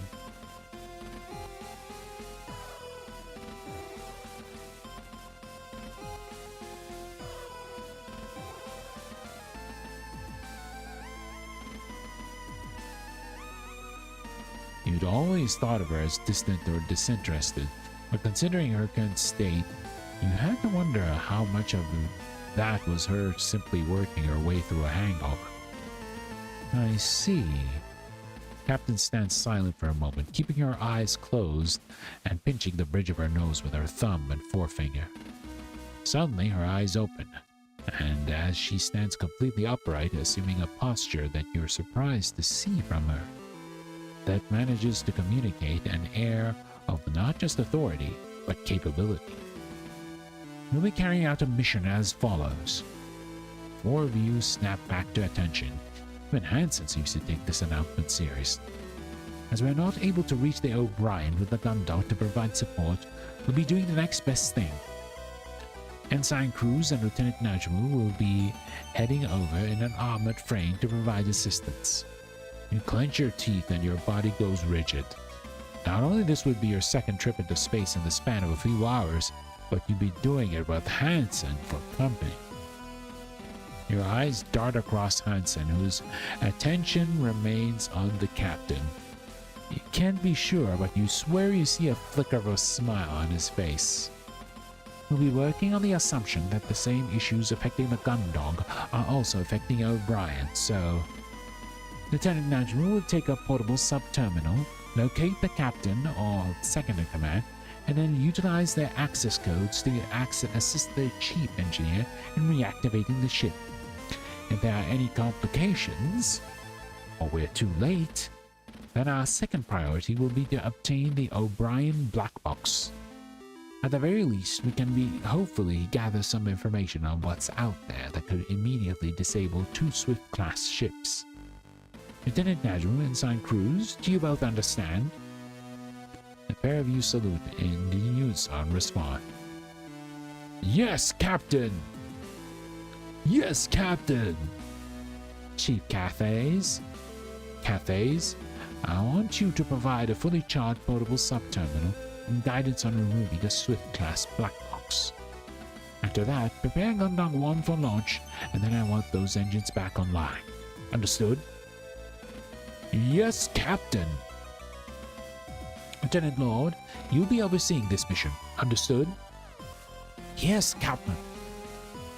Very good. It's 16:03. The mission commences at 16:30. Dismissed! With this final instruction out of the way, you all salute the captain and then turn to leave.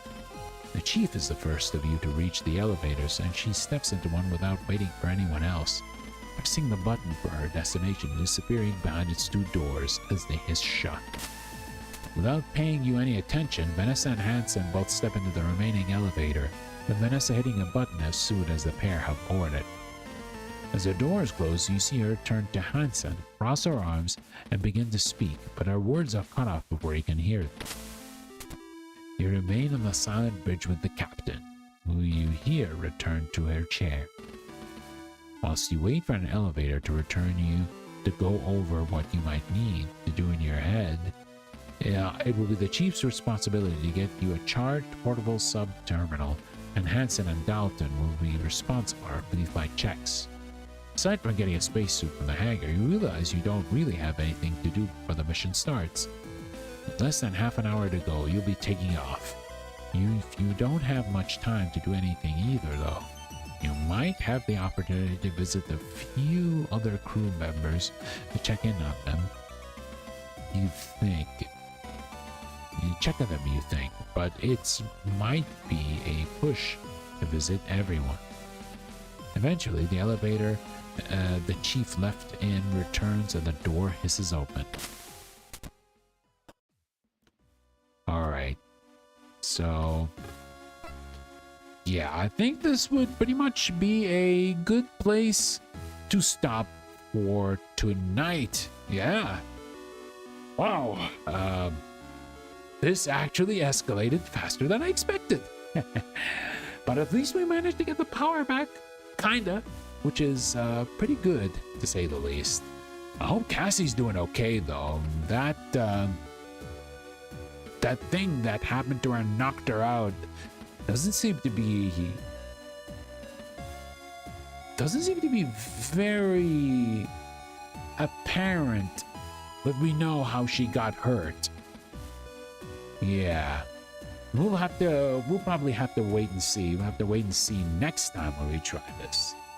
But yeah, guys, thank you all for watching tonight, either live or via the archives. Tomorrow, we'll be playing some Street Fighter 6, and we'll be trying out the ever-eternal friend that everyone, except those who play in Ultra Street Fighter 4, loves, and that is Elena. Originally hailing from Street Fighter 3, she is back in Street Fighter 6, and she even has her own stage in Nairobi, which is kind of cool.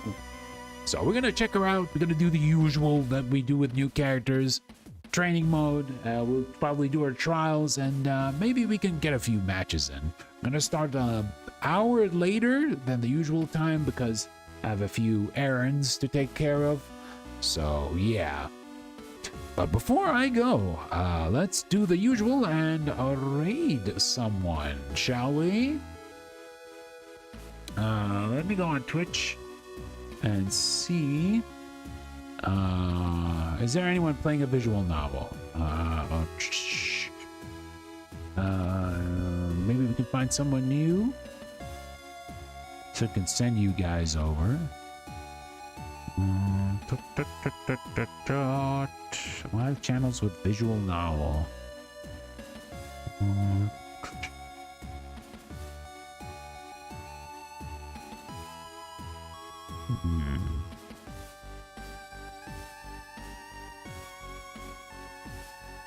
Someone has Alien Isolation as a VN. Wait, what? Ah. That is not a VN. Let's see.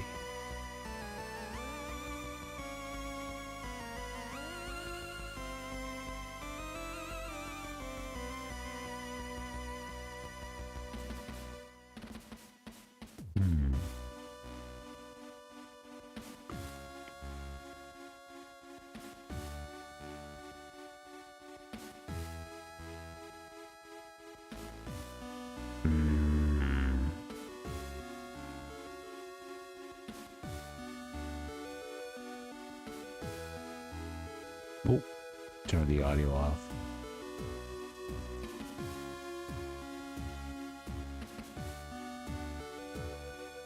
Maybe we can try this person.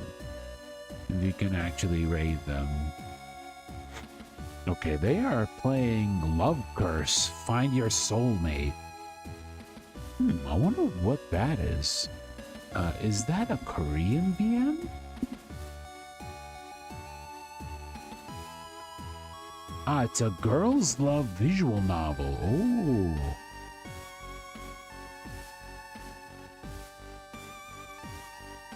Ah, it's Chinese. Okay. Okay. Seems pretty interesting. Love Curse? Oh, wait, Bombi, you know this? Basically, Yuri VN. Oh, seems like you're familiar with it. Okay. I always forgot to buy it. If it looks pretty cool, maybe we could check it out in the future. All right, let's see if we can actually raid to them first. Okay, we can actually raid to them. Okie dokie, guys. As per usual, hope you all have a great night, evening, or afternoon. And looks like the game crashed. Yeah, well, we're gonna end the stream anyway, so yeah. Guys, hope you all have a great night, evening, or afternoon, and I will see you guys very, very soon. Bye-bye. Damn, these games always love to crash so often. I guess they really hate OBS a lot. Maybe OBS needs to actually have be a little bit more kinder in some games, you know? They need to be kinder to some of these games. You don't need to let them crash every time you, like, click outside of the game or, like, don't have a scene or anything. It doesn't make any sense. All right, I'll stop yapping. Goodbye, everybody. Take care. Bye-bye.